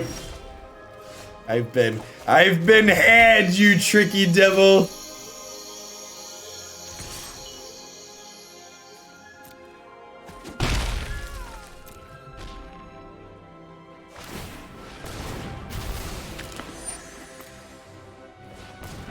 reminds me throwbacks of playing Life from the Loam and Legacy, and your opponent just like thought seizes you on one, you like show them a hand with like 6 lands Life from the Loam in it. It's just like, yep, you discard my dredge card. Thank you. May I have another?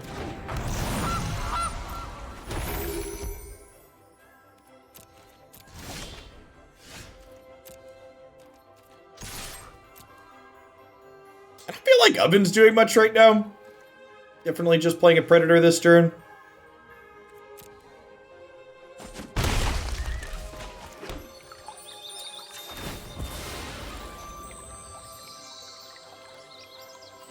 Get them under pressure. Remember, this doesn't have to activate to get bigger. It just gets bigger every time it taps, so this thing slowly gets larger as it attacks each turn. Devo, thanks for the follow. Welcome to the channel.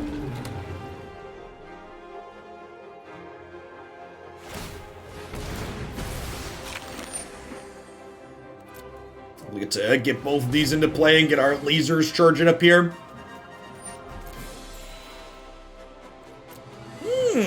Dueling indestructible units, chat.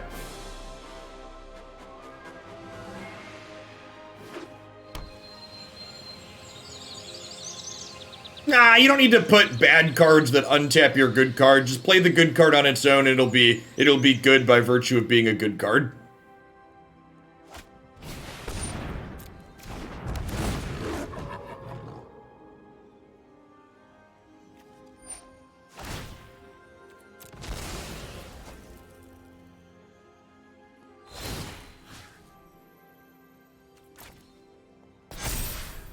Don't want to exile anything from my own graveyard here.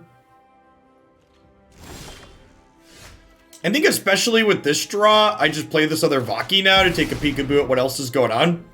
I don't want to like play out a second Predator and then like have them have second Wicked Wolf and like lose one of my dragons when I could have been protecting it. Double Wilt. What artifact or enchantment are they expecting out of me? Did they bring this in to tag my Calls the Dead? That's gotta be wrong.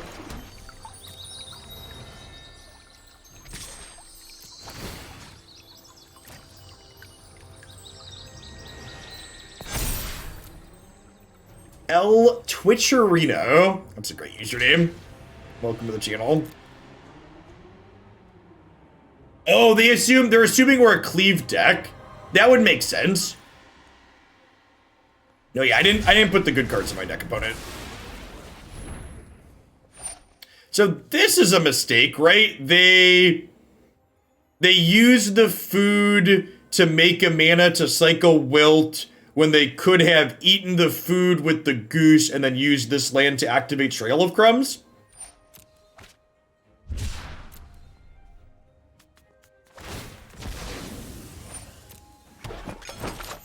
Small mistake on their part, maybe. Perhaps there's a non-permanent card they're trying to draw to that makes cycling better. Could be a reasonable thing.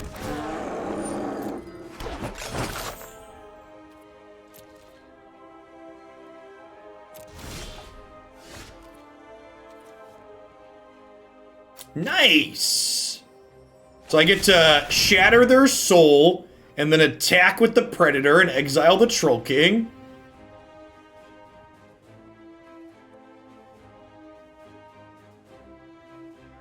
Soul Shatter seems super playable.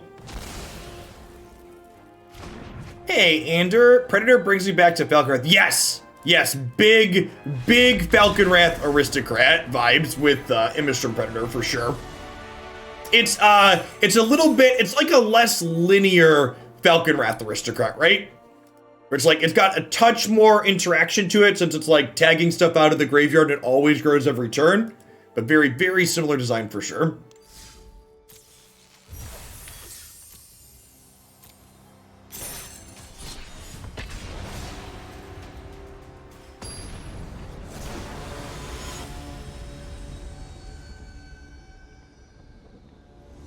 Eliadran, welcome to the channel this morning.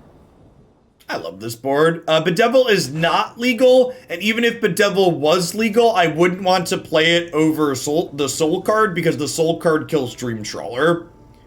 which is part of the reason why we're playing it. I think I mulligan because our mana's awkward. I guess I can go Swamp on 1 into Smashing on 2. Yes, probably good enough.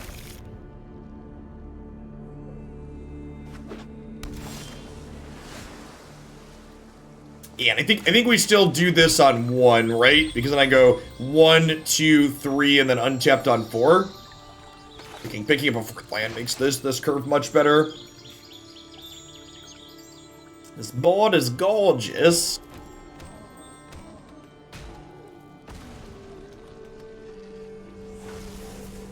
He explodes when you click on him enough.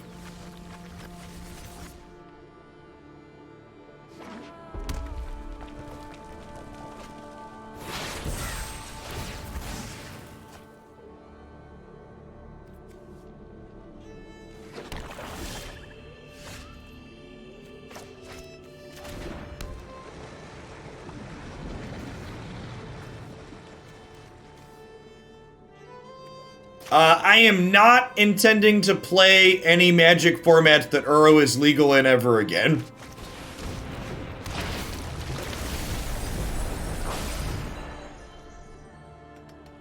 I revisited Magic because the set is looking to make some things new, so I'm not intending to revisit old Magic mistakes.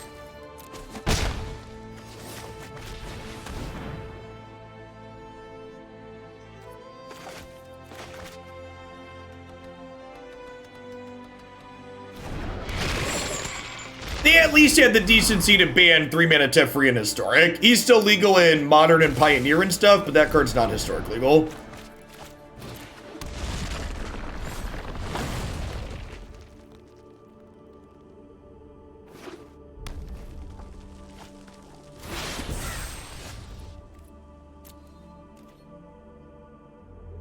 But I'm probably playing the blue-red flash control, whatever you want to call it, the Goldspan Dragon deck.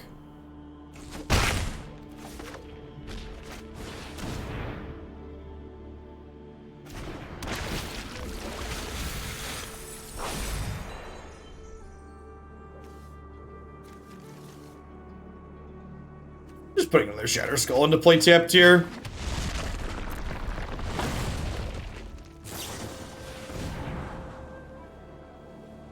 I think I could be talked into playing Magic Online if there were formats that weren't full of cards I didn't want to play against, but both Time Raveler and Uro are firm no thanks for me. Hey, Vorpal, thanks for the 16 months. Yeah, the new Magic released a new set this week. Has seemed very reasonable so far. So this is probably a counterspell, and this makes their treasures tap for 2. So whatever I play here is likely to get countered. Does that mean I want a double spell here? Nah, I don't think Pauper's very enjoyable. Tends to be really slow and awkward. Not a huge fan of Pauper, how Pauper plays out on average.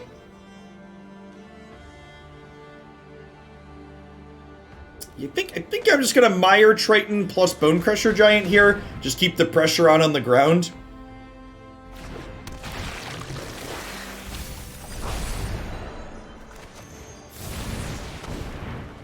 This could just be a draw spell that I'm playing scared of, but like, if it's not a counter spell, I'm happy just adding 6 power to the board here still. Sure, and they had a counter spell in hand, so I think our sequencing there seems pretty reasonable.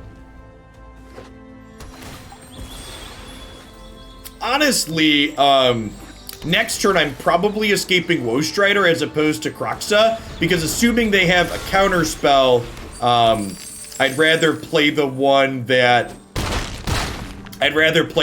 escapes for fewer cards.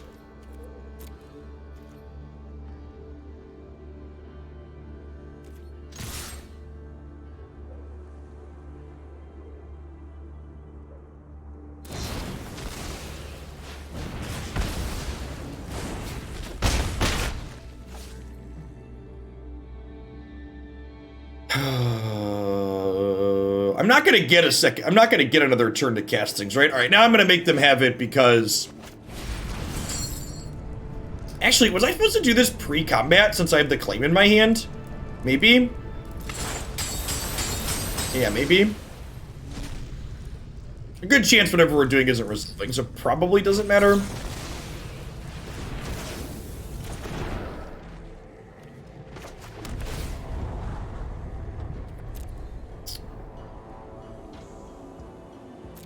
I think I keep that. Yeah, we played the blue-red goldspan deck for almost 3 hours yesterday. It was really, really reasonable. I liked a lot of what it was doing.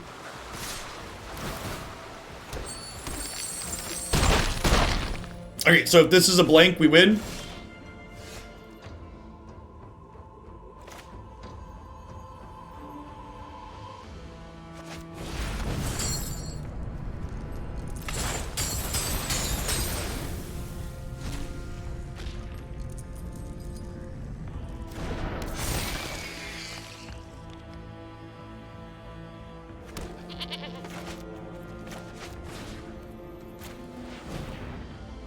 Haste.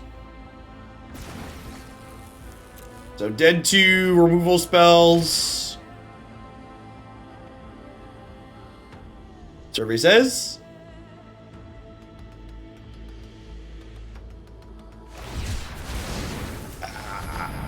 Yep. That'll do, pig. That'll do. Missed it by this much. All right, Heartless Act is great. This is another place where Soul Shatter seems excellent. Honestly, Valki seems pretty reasonable here, huh? They have a lot of creature threats we don't mind taking out of their hand. I don't mind having some good early pressure. Claim the Firstborn and Akroan War seem mediocre. They're just kind of slow. I guess War deals with their dragons. Yeah, I'm a liar. I'm going to keep this to deal with their dragons. Will they just have played out the Bonecrusher if that was a blank? No, not necessarily. We're a Claim the Firstborn deck. So they could have just not been playing out Bonecrusher to play around Claim the Firstborn. Yeah, what's going on, Hammy? I decided to poke back in with the new set. It's been decent so far. Emperor and Cybates, thanks for the follows. Welcome to the channel. Bonecrusher the Trim. This kills small shark tokens and brazen borrowers. Would I rather have Valki or Bonecrusher? I'd rather have Bonecrusher than Valki. Maybe trim one of these the last card. I guess Village Rites is mediocre.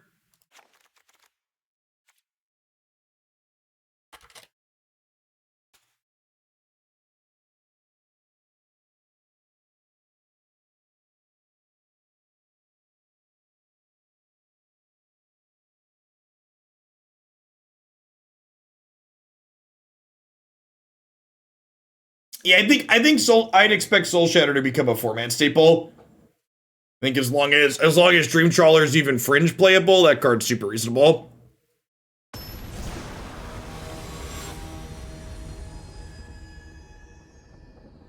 Hey, Cloud, good to see you back as well. Yeah, I posted my schedule for the week. I'm planning to do arena content every day for the next week, and then if the format seems like it's potentially going to stay reasonable, we'll keep it as a regular part of the schedule, I think, moving forward. Not planning to stop doing Runeterra stuff, because I do like that game as well, but I'm gonna split my time between the two, I think. Variety's the spice of life. Also planning to keep finishing some of the Variety games I've been enjoying, so we're currently working on my first God of War playthrough. That game's been fun. Ties into the Kaldheim theme well, too. I think we play the tapped land here to guarantee the 3-drop next turn and help propel us towards the 4th land for these two.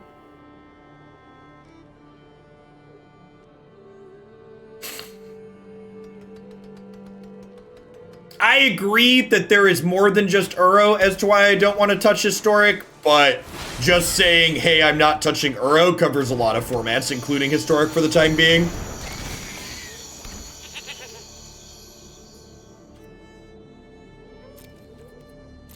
Yeah, there's nothing wrong with liking Magic more. There's a big something to be said about nostalgia, especially especially during a time in the world where a lot of things are very different than we're used to. There's something to be said for Magic feeling very familiar and safe, right? Even if the cards are different, the core game is very, very memorable and feels like home. I think I'm just playing another Woe Strider here. There's a good chance they counter or kill whatever I do this turn, and I'd rather one of these get countered or killed than this. And if it resolves, that's also fine. It puts more pressure into play.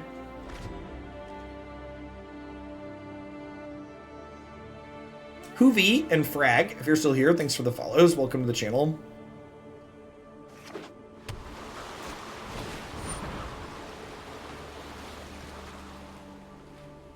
Gross. Get to dig to a land tier. You know, perhaps I was supposed to... I think I messed up, but I was supposed to sack my goat last turn to try and scry to this land.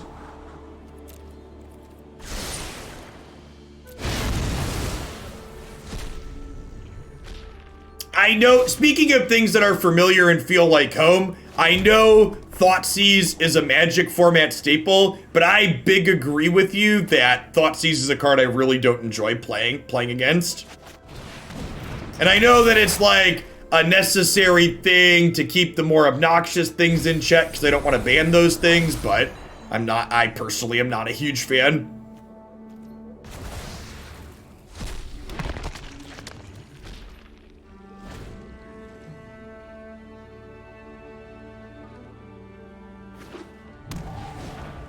Standard's been good though. To focus on the good, I've enjoyed my time playing Standard so far.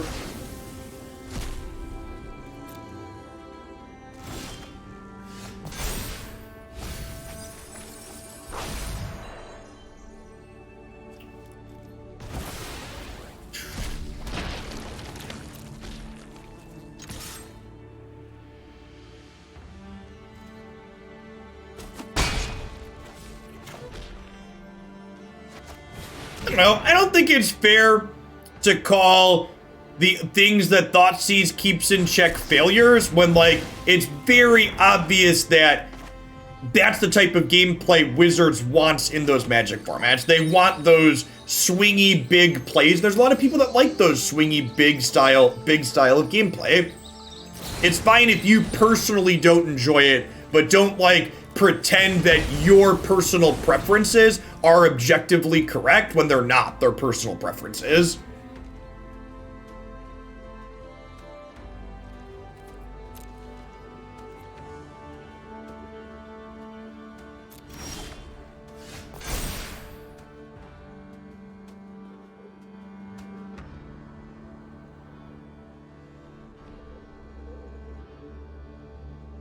Yeah, I've always had that opinion, Niv. When I played a bunch of Modern, the format was generally speaking diverse enough that it wasn't endless Thoughtseize decks.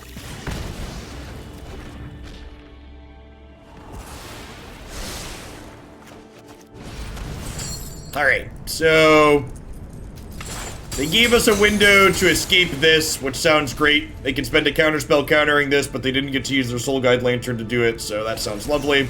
Sure, you countered my card that I played from my graveyard. You got it.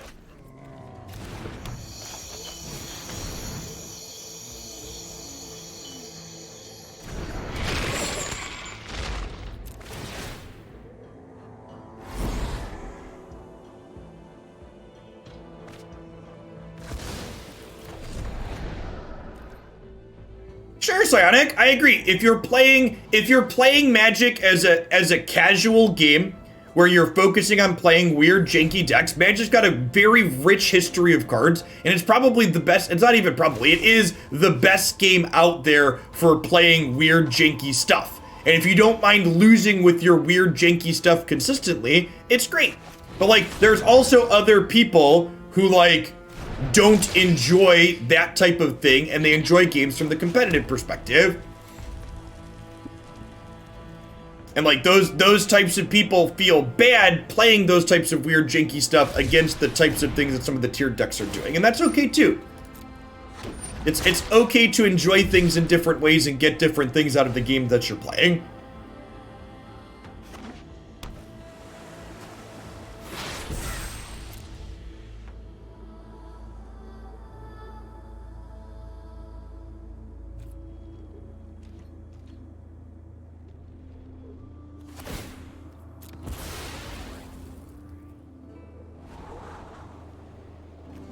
Sure.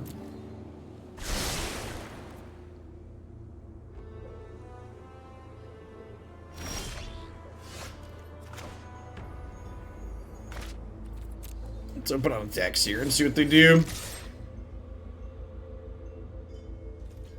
They want to trade with this before I play this or not.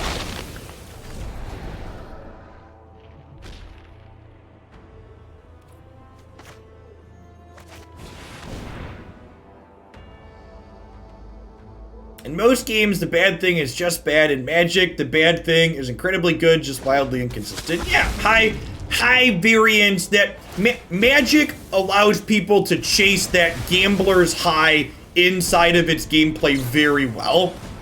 It's why they have things like the turn 2 combo decks in all. Honestly, every format in Magic right now has a turn 2 to turn 3 combo deck, right? Even Standard has the new Tybalt's deck. And like, those decks aren't design failures, they're intentional. That's a type of gameplay that they are explicitly looking to generate.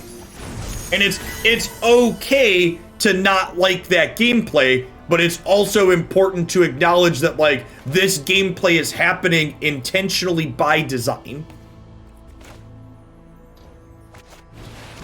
Like, both of those things can be true. You can not enjoy getting killed on turn 2 while also understanding that, like, that's a feature, it's not a bug.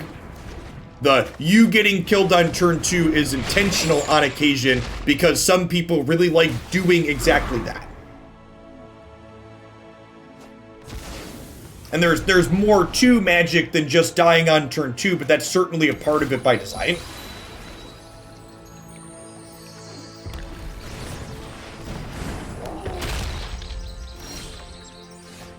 This was probably the best draw in my deck. And it's not particularly close.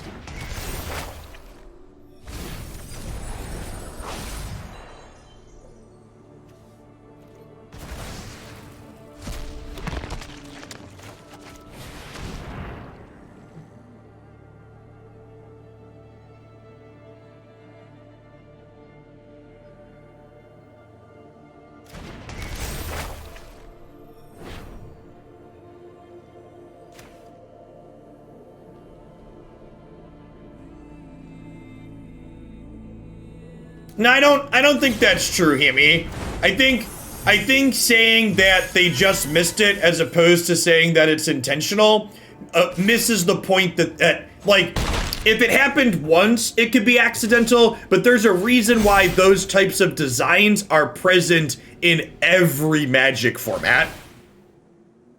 Like, if they didn't want those types of designs, they would remove them from some number of their formats. So like, it doesn't happen by accident. Those types of high rolly, like, feel like where they give you that rush of, yeah, I did the thing, even if it's not very good, wouldn't be present in literally every format. Yeah, exactly what Panta said. Modern literally has a deck where you kill your opponent before they take a turn, and if they didn't want that, they would have removed it by now. Yeah, like, Tybalt's trickery is very intentional. Big agree. Would I rather Kroxa or would I rather Woe Strider? Woe Strider is better against a counterspell, which feels like a possibility here. It also lets me keep the Skyclave Shade in my bin, which feels good. Predato and AD Plum, thanks for the follows. Welcome to the channel this morning. I don't think I want to kick Shade. I think I want to save this Shatterskull Smashing for killing their adventure creatures here. Although they just played that out, so that's going to die to the Akroan War.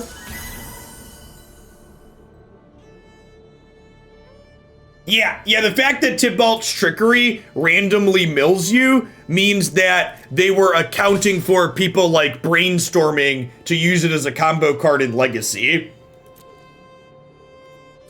I mean, if they had Storm's Wrath, they wouldn't play the other Borrower out, right? So that would still be a mistake.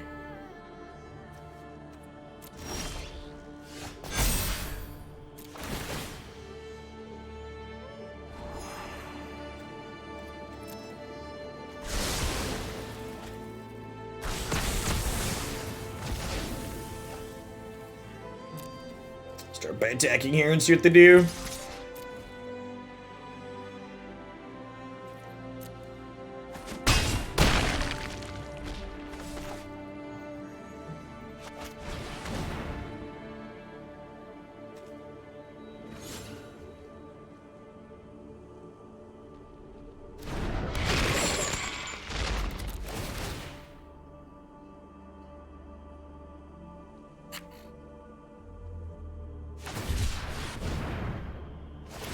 Your 7 mana just Shatterskull their face. Oh.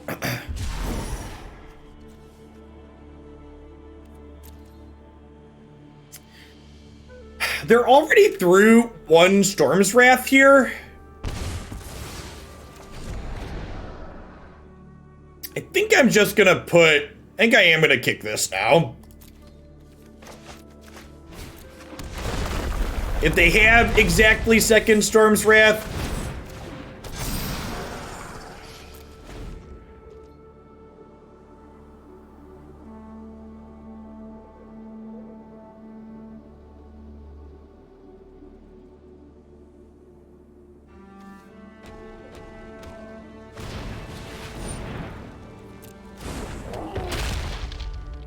okay, so not 2nd Storm's Wrath, but it is dead on board currently. They could have used this to not be dead on board, right? They could have done it for 5. They have another one, okay. Yeah, should have sacked Kroxa for a Scry, good call. No, you see, I knew that Mire Triton was on top of my deck. So I didn't have to scry there because I knew the card I wanted was already on top. So you plebeians at home can take your free scries, but I, being a master of the card game, know that I did not need it. Scry is a bad keyword because good players just draw perfect every time. Exactly. See, you get it. You understand. The Kroxa trigger really lethal here. All right, game the 3rd. I can't decide if this is a Duress matchup. I didn't board it in for the 2nd game. The fact that they can, like, foretell their counterspells makes me think it's not. I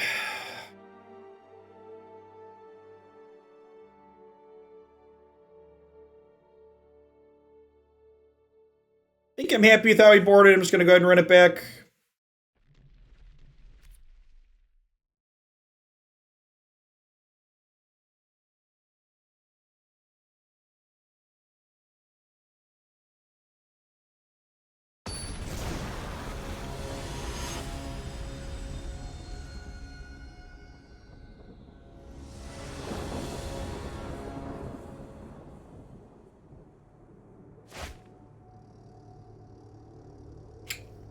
Tian doesn't do much, right?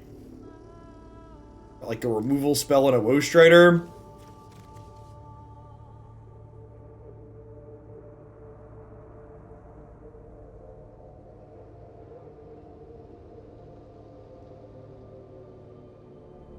Maybe this is fine. Village Rites with Woe Strider technically draws some cards.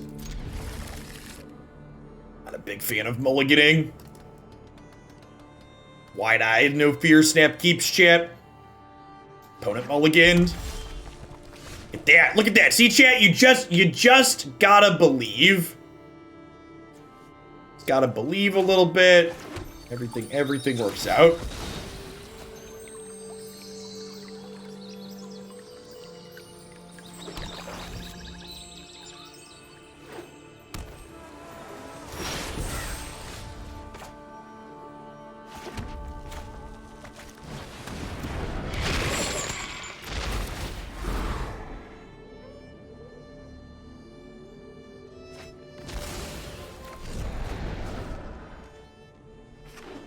Hey, Altrego, thank you for the 2/3 of year. I appreciate that. Welcome back.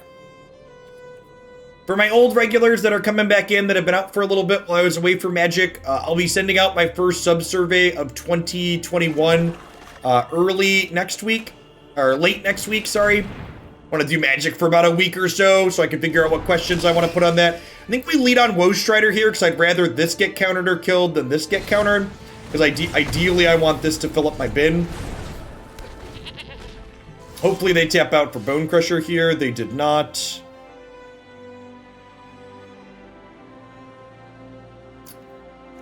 Try and draw 2 cards here as bait. Because if they want to interact with this, I can then play Calls the Dead to fill my graveyard up. Sapien, thanks for the 13 months. Welcome back. Ragnar Forge, thanks for the 10 months. Yeah, smells like a counterspell.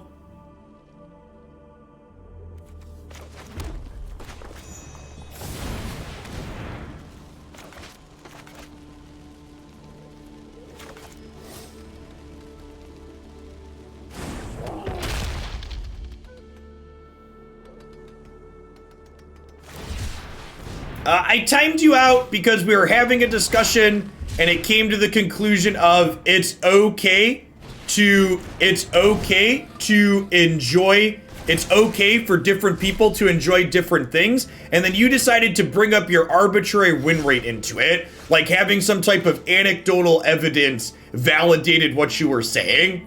Your small, tiny sample size doesn't make what you were saying any more or less valid on a very subjective subject. I hate when people do that. The plural of anecdote is not data.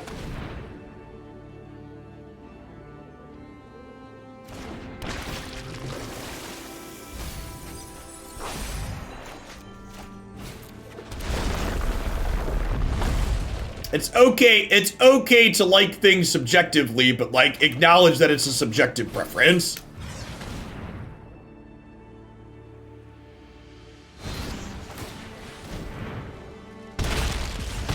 Size matters.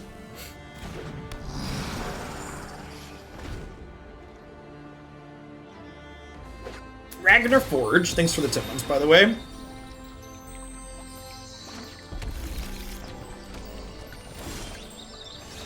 It's close to impossible to make fully data-driven decisions in Magic, because we just don't have access to data that's that good in order to be able to do that with. Just the reality. Oh, you know what? I punted here. Maybe they punted and I punted back. I could have escaped Woe Strider here.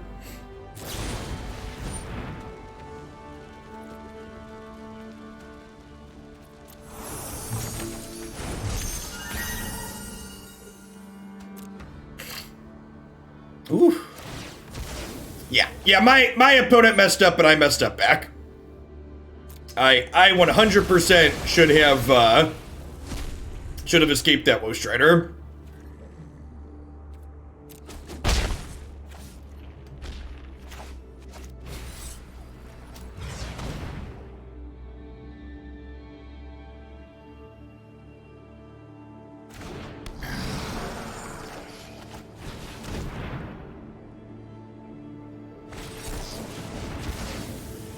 You got me.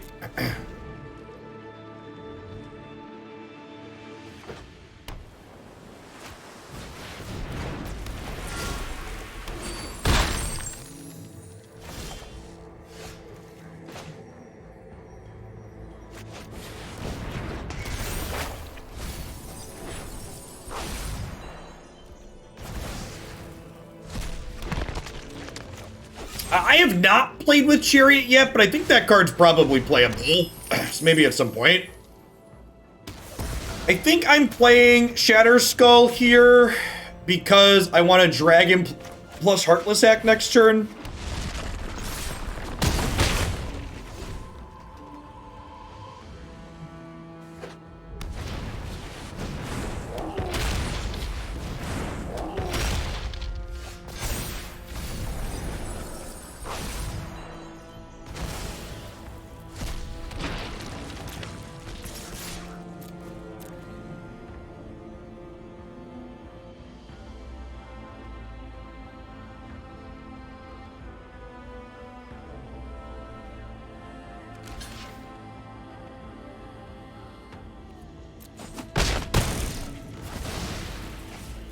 gonna hold on to this to bring this back down the line here.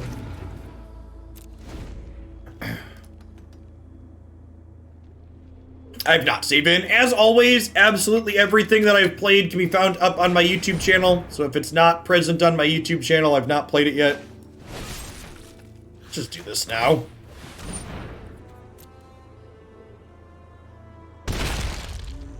Chariot seems funny with Mythos. That's a fun combination. You make a token of anything and then you copy the tokens. You could technically Chariot, Mythos the Chariot, and then Chariot make more chariots? Alright, we should do that at some point.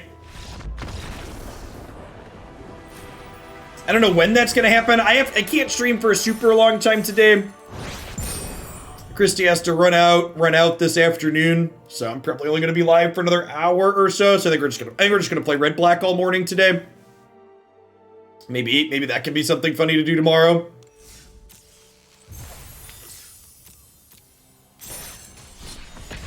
Behold the Multiverse feels similar to Glimpse of Genius from Kaladesh in that it's a scry 2, draw 2, and it has the set's cheeky mechanic stapled onto it. Yes. You would be exactly correct. Yeah, scry 2, draw 2 with the set's mechanic on it.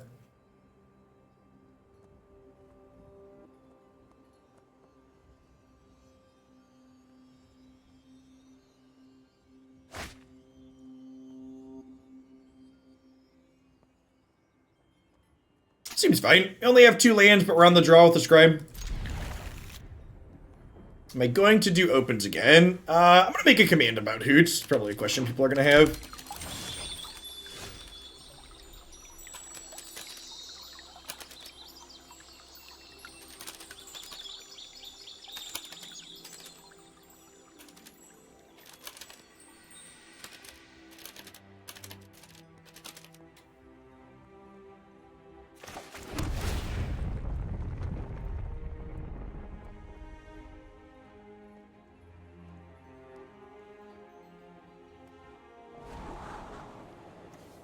Chariot's legendary. Oh, that's sad.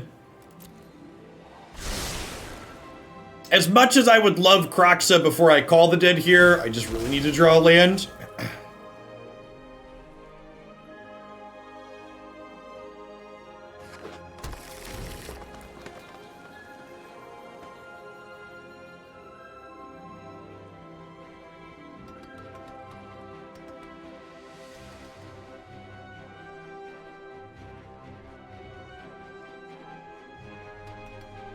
Yeah, I have no intention to run tournaments of formats that I don't play.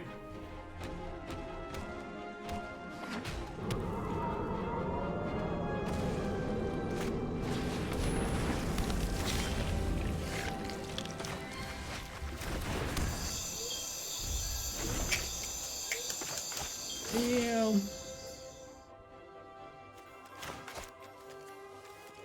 Poker face, poker face, my.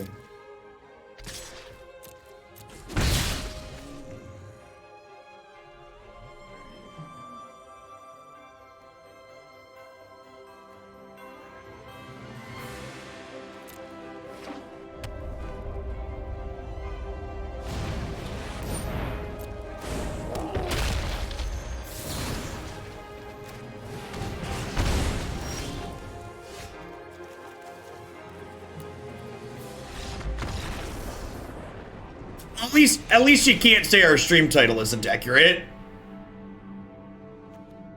We've got that going for us. You can't call our stream title a lie.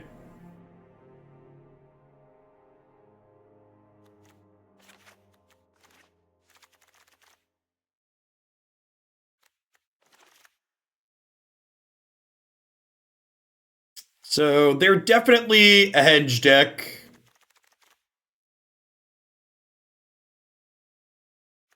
War is probably a little slow. This is important for killing Innkeeper.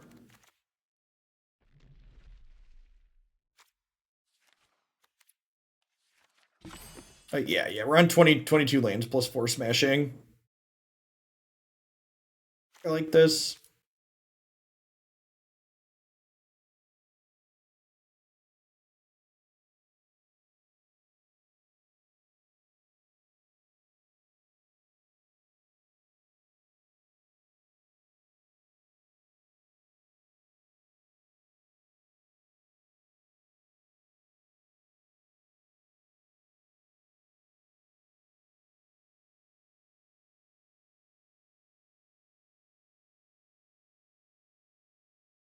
To be fair, with all the spell lands that we have now, it's a little bit harder to flood than it is to screw. Your odds of resource variance in general is just lower with the spell land split cards. If ever being updated Poggers emote to reclaim it from the hate group, the PogChamp emotes is there, Grizz. They actually rotate whose face is on the PogChamp every 24 hours.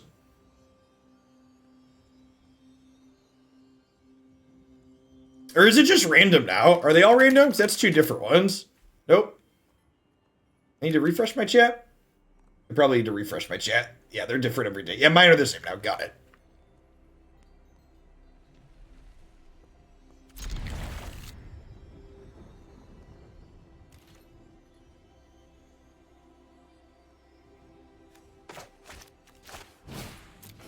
Nah, of course there's people. There's people that think the shuffler is rigged in every game that exists. Because the alternative to the shuffler being rigged is acknowledging the fact that you may be failed as a game player, and admitting that you made mistakes. And it's much easier to call the shuffler rigged than admit that your deck was built poorly or you played poorly.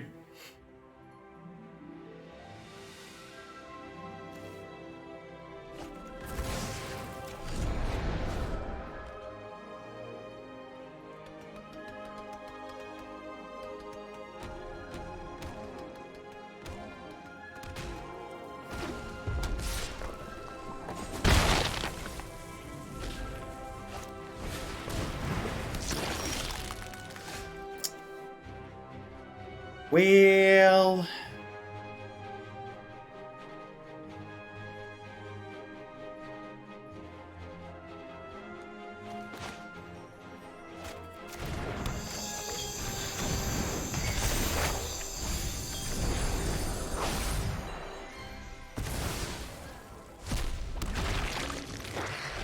I don't know that we beat that one, shit. That one kind of turns off her deck.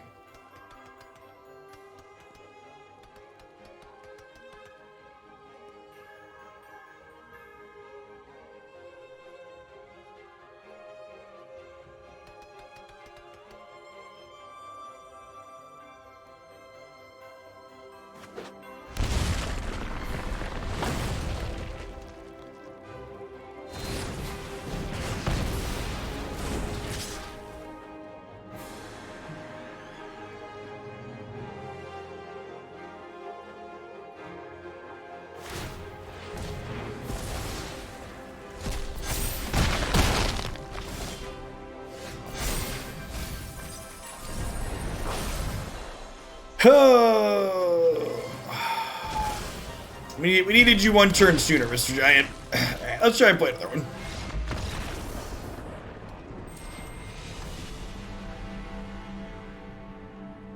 Well, that was our freebie at the ring floor, right? Nice. Nice.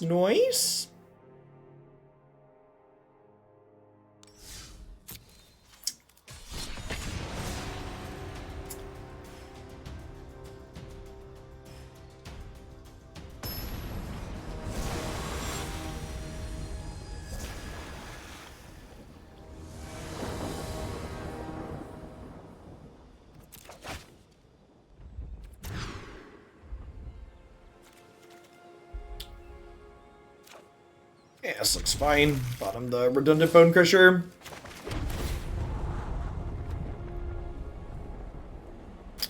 I'm in for that.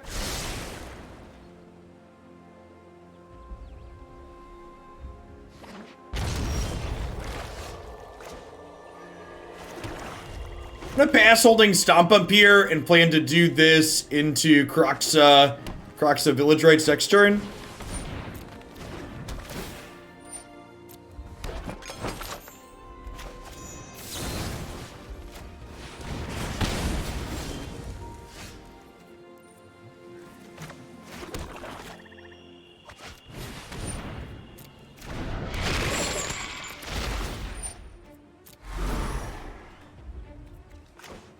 Make them discard before we show them we're Village Rites-ing.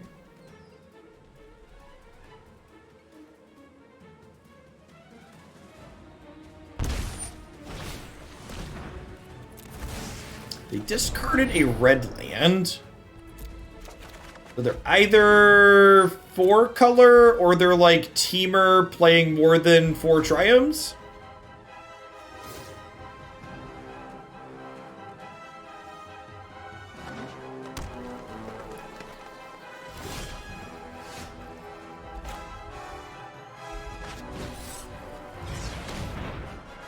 Yes! Eldraine is the oldest standard legal set, and it gets the privilege... Good morning, oldest son. It gets the privilege...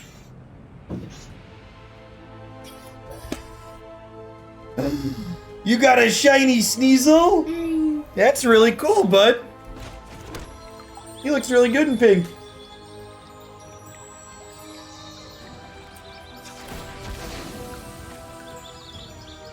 I'm glad you got that.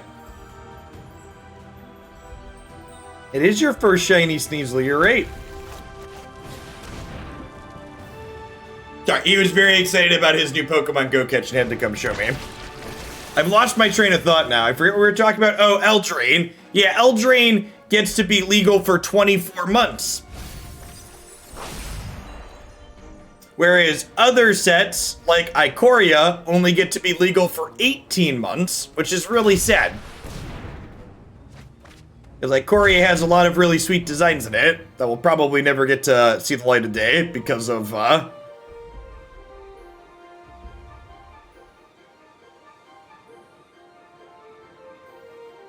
Eldraine.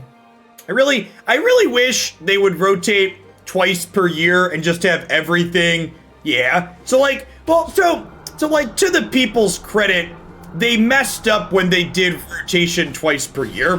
What they should have done was they should have done rotation twice per year, but had everything legal for 24 months instead of having everything legal for 18. So when they attempted to do rotation twice per year, they wanted to make some sets legal for less time instead of making some sets legal for more. Because the current rotation cycle that Magic uses, some sets like Eldraine are legal for 24 months, and some other sets are only legal for 15. Like core sets are only legal for 15.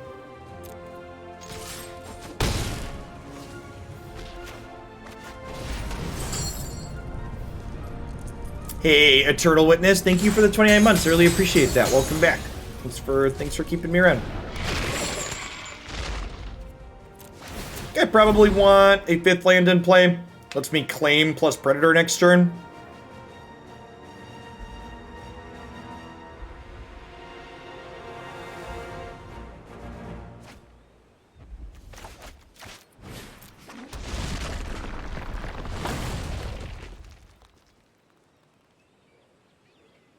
Yeah, I agree. I think that would be a sweet way to do it too, Burr.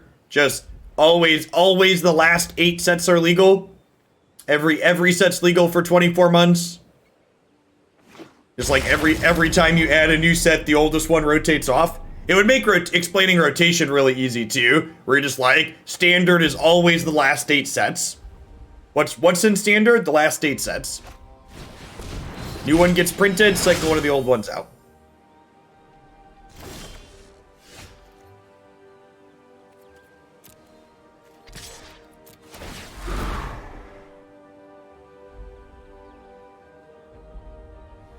If you do that, you have to change decks every 3 months. No, you don't. Just when you build your deck, only build the deck with the most recent cards in it. Easy peasy.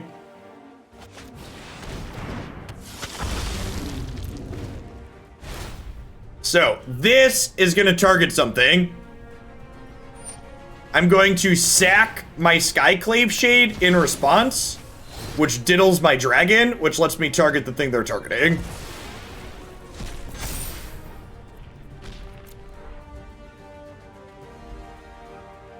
It gives new sets less room to breathe, as opposed to the current setup where sets like Eldraine exist for 24 months. So like your comment there, it gives new sets less room to breathe. Like, they already don't have a ton of room to breathe. Yeah, like, that's already a problem. So like, you're saying it creates this problem, but it's not really creating that problem. It's just like a problem that's still there.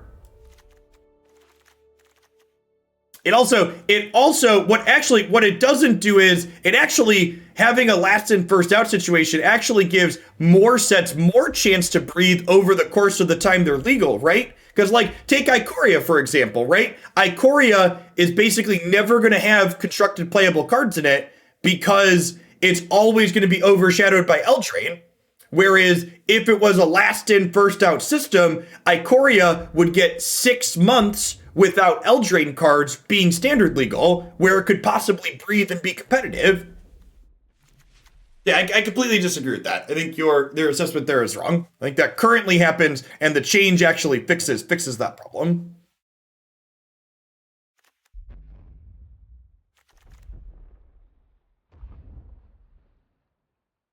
I don't know. Let's move on from this topic. They're not going to change how rotation happens. We just gotta be happy with what we've got.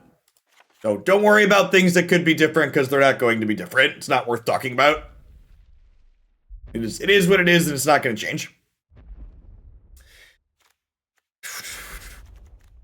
They're likely a henge/cleave deck. Want to bring in our extra pieces of spot removal. I think I like trimming Woe Strider here.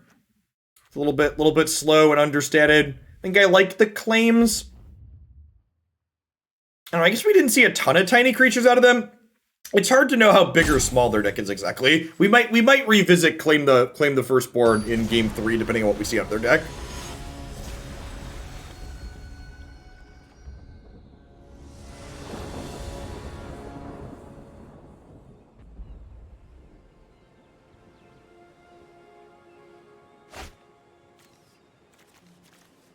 The easiest of mulligans.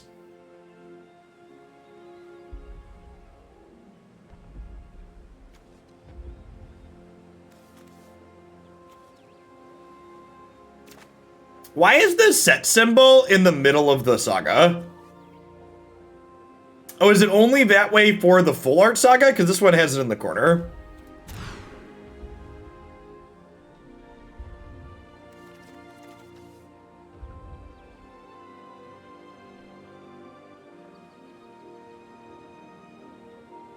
Okay, so this needs to draw some untapped lands, but if we do, we could theoretically have the Kroxa calls the dead Kroxa curve here, which is great. Probably mulligan the claim.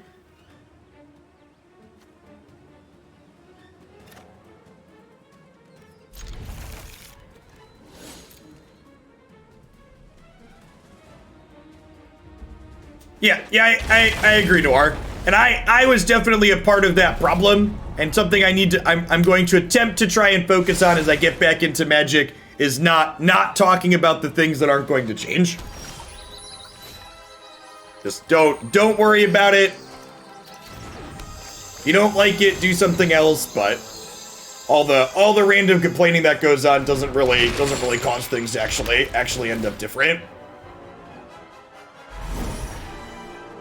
And on top of, generally speaking, not causing things to end up different, it puts a lot of negativity into the air.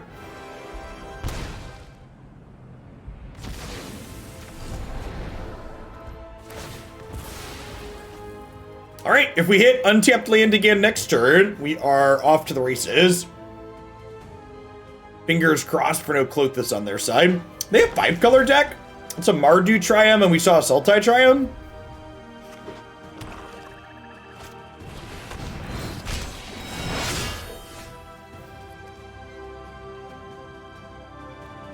Well, that's unfortunate. We not only missed on the land, but they also had Clothis.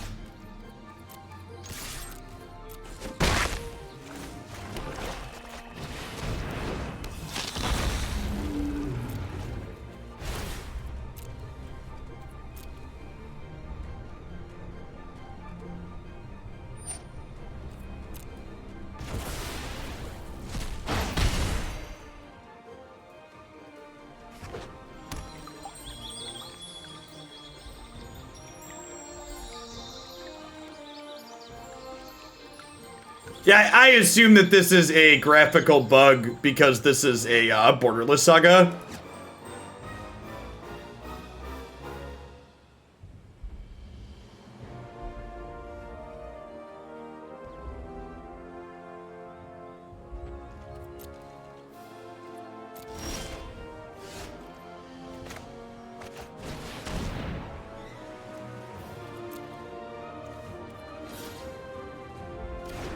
So I'm doing this before I attack with this, because there's a chance I want to exile cards out of my own graveyard to deny them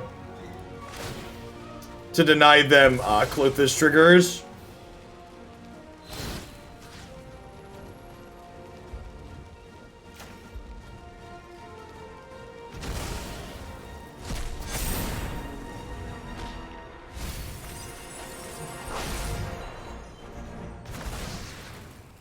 So I think it's worth giving up my attack with this turn to cause them to lose their Bonecrusher Giant. So sacking that 2/1 there caused this to tap so it couldn't attack, but it meant that the Giant lost its target. Which is nice.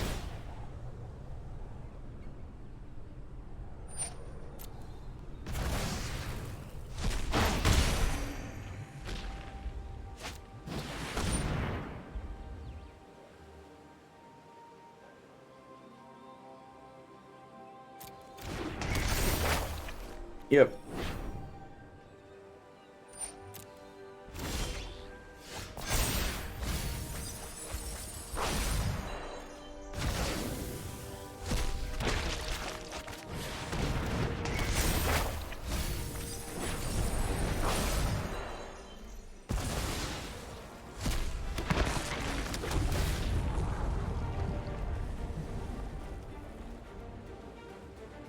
Do I want to draw a Woe Strider next turn? I don't think so.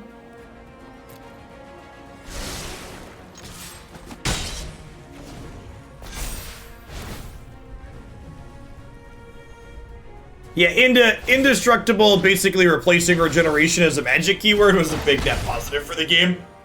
For sure.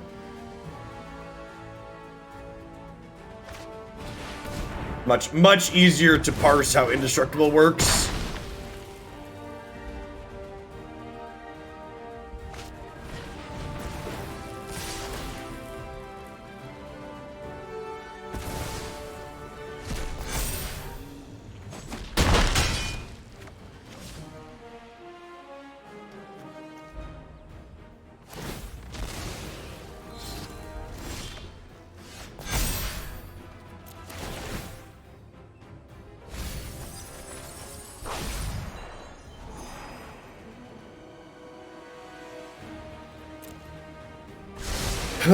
So I have to attack with this.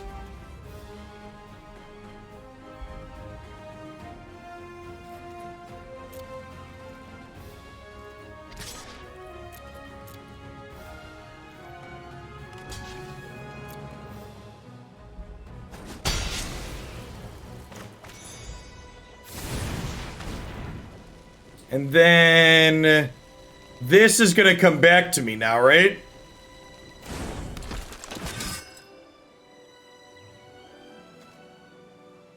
Then I've got 10 cards in my bin here. So I get to Kroxa plus escape Kroxa next turn.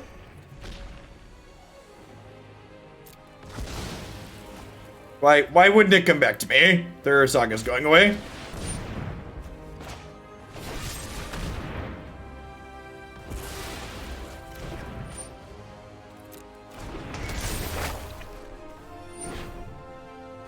Now we're dead. Just gonna kill us next turn with the Klothys. All right, so Claim the Firstborn seems really bad in this matchup. Valki seems okay. Valki tags their Bonecrushers and their Klothys, which is nice. I just leave the actually I probably want Village Rites here, huh? Village Rites in response to their wars stealing our stuff seems good.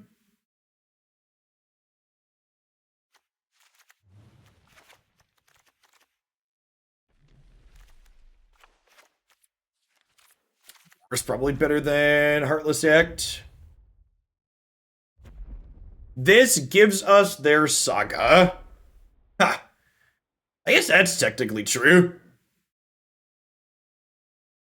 This is also really good against us, though. Like, if they take it with our Saga. So I think that's a no thanks for me. Hey, Kanata. Good day to you, too. Thanks for the 19 months. Welcome back.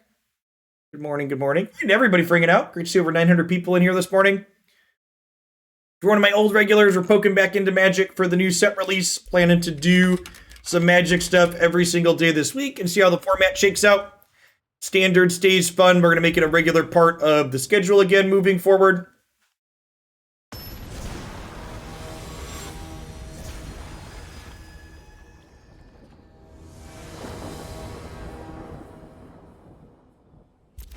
I'm not intending to dip into historic and formats like that at this point. Don't really have a strong desire to play against Uro and Thoughtseize and others. See, I need some lands. We've got some Mire Tritons to play out at least in the meantime if we brick off, so get our attack on.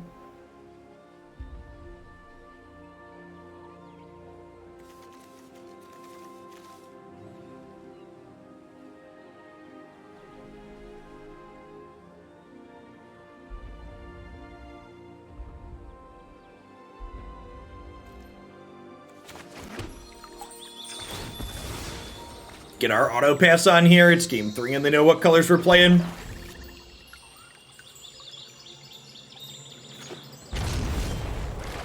I said and others covers those well.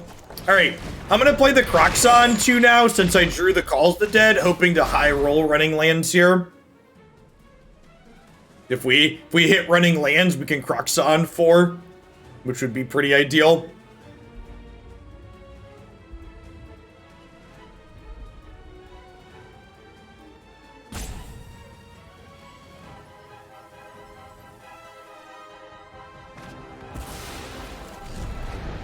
They're a Predator deck as well. That's interesting.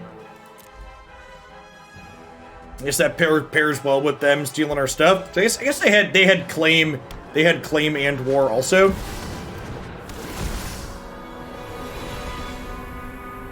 You sit on a throne of lies.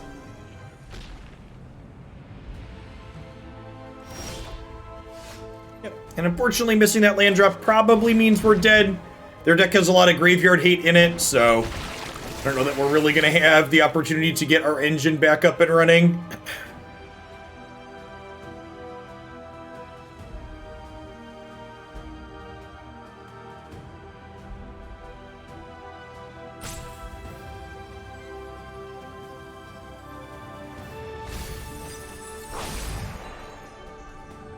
We'll see. Maybe they stumble as well.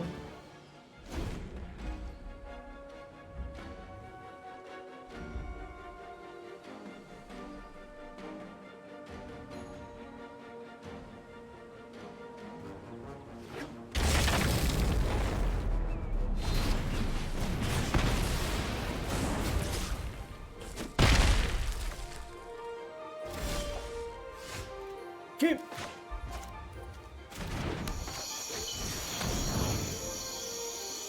This is a part where we mill 3 lands here. Only 2 lands, you know? Baby steps.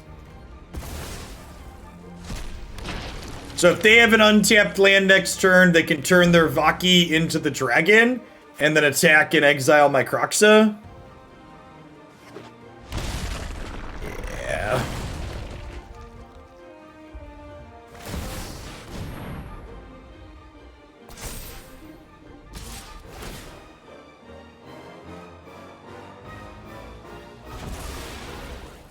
Alright, so we're hoping to draw our 3-mana removal spell here. Hey, look at that. A called shot for good.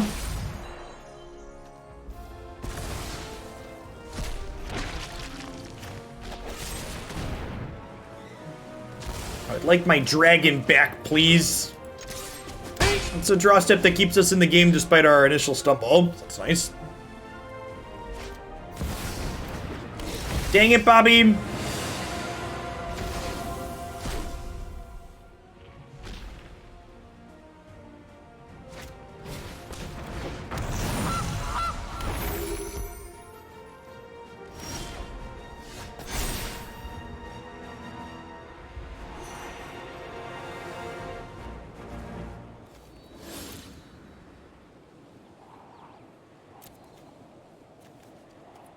think I'm bottoming both of these and just playing another Calls the Dead here.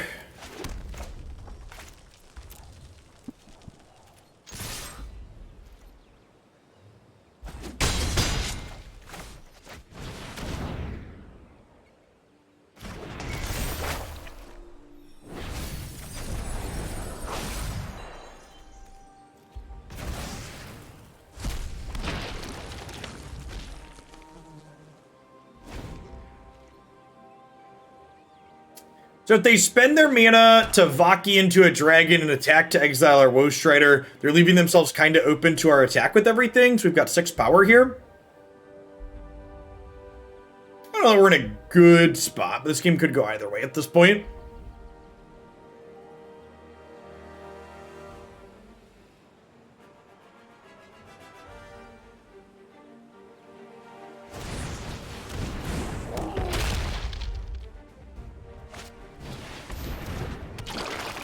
Oh gosh.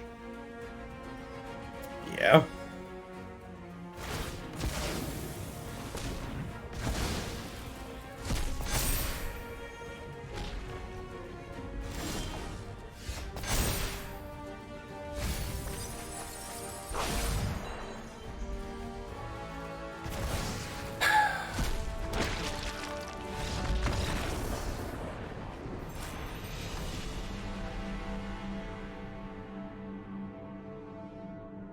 I'm gonna be done for the morning. Let's talk about why here in a second once we're done waiting for the server. So, similar to blue-black rogues, this deck felt reasonable in the games where it wasn't just getting hard countered, but similar to how what this deck is doing with Kroxa and Woe Strider is just like a pretty hard counter to like the rogues deck milling its opponent. The variety of scavenging oozes and things like that in the format just felt really bad to play against. And maybe that just means we need more interaction in the post-board games to be able to kill those things, but having our deck basically cease to function on its most important axes when our opponent has their key cards feels real bad. So from a play pattern perspective, I don't think this is one I'm going to revisit because I didn't really enjoy the feeling of getting locked out of the game. From a competitive standpoint, I wouldn't be surprised if something like this ends up reasonable, just because you can have answers and play that game where like, okay, they had their skews, but I had my thing that answers their skews, and if you don't mind those types of play patterns, you like the rest of what this deck is doing, that seems fine. But as a whole, I personally am not just a fan of that type of gameplay. So I think this is probably one I'm not going to revisit on stream in the short term, at least, because I'd prefer not to play that kind of cat and mouse. They drew their board card, I draw my board card, etc. So just a shorter stream this morning. I'm planning to be back. I've got my schedule up on my website and my Twitter, so I'm planning to be live for a short arena segment tomorrow morning as well, and then we're going to do longer arena on Monday and Tuesday, and then on Wednesday we're going to start with some arena, and then Legends of Runeterra is dropping their mini champion expansion as well as a rebalance patch that will hopefully have good things in it, and then Thursday, Friday I'm going to start doing a little bit of each every single day. So thanks everybody for hanging out today. It's great to see some other faces in the crowd that haven't been around for a little bit. Remember, everything that I stream goes up on my YouTube channel, so I was live with All Magic for 6 hours yesterday and the day before as well, so there's 3 or 4 decks from each of those days up on my YouTube channel already. Hopefully see some of y'all around again tomorrow and later this week. Peace, folks.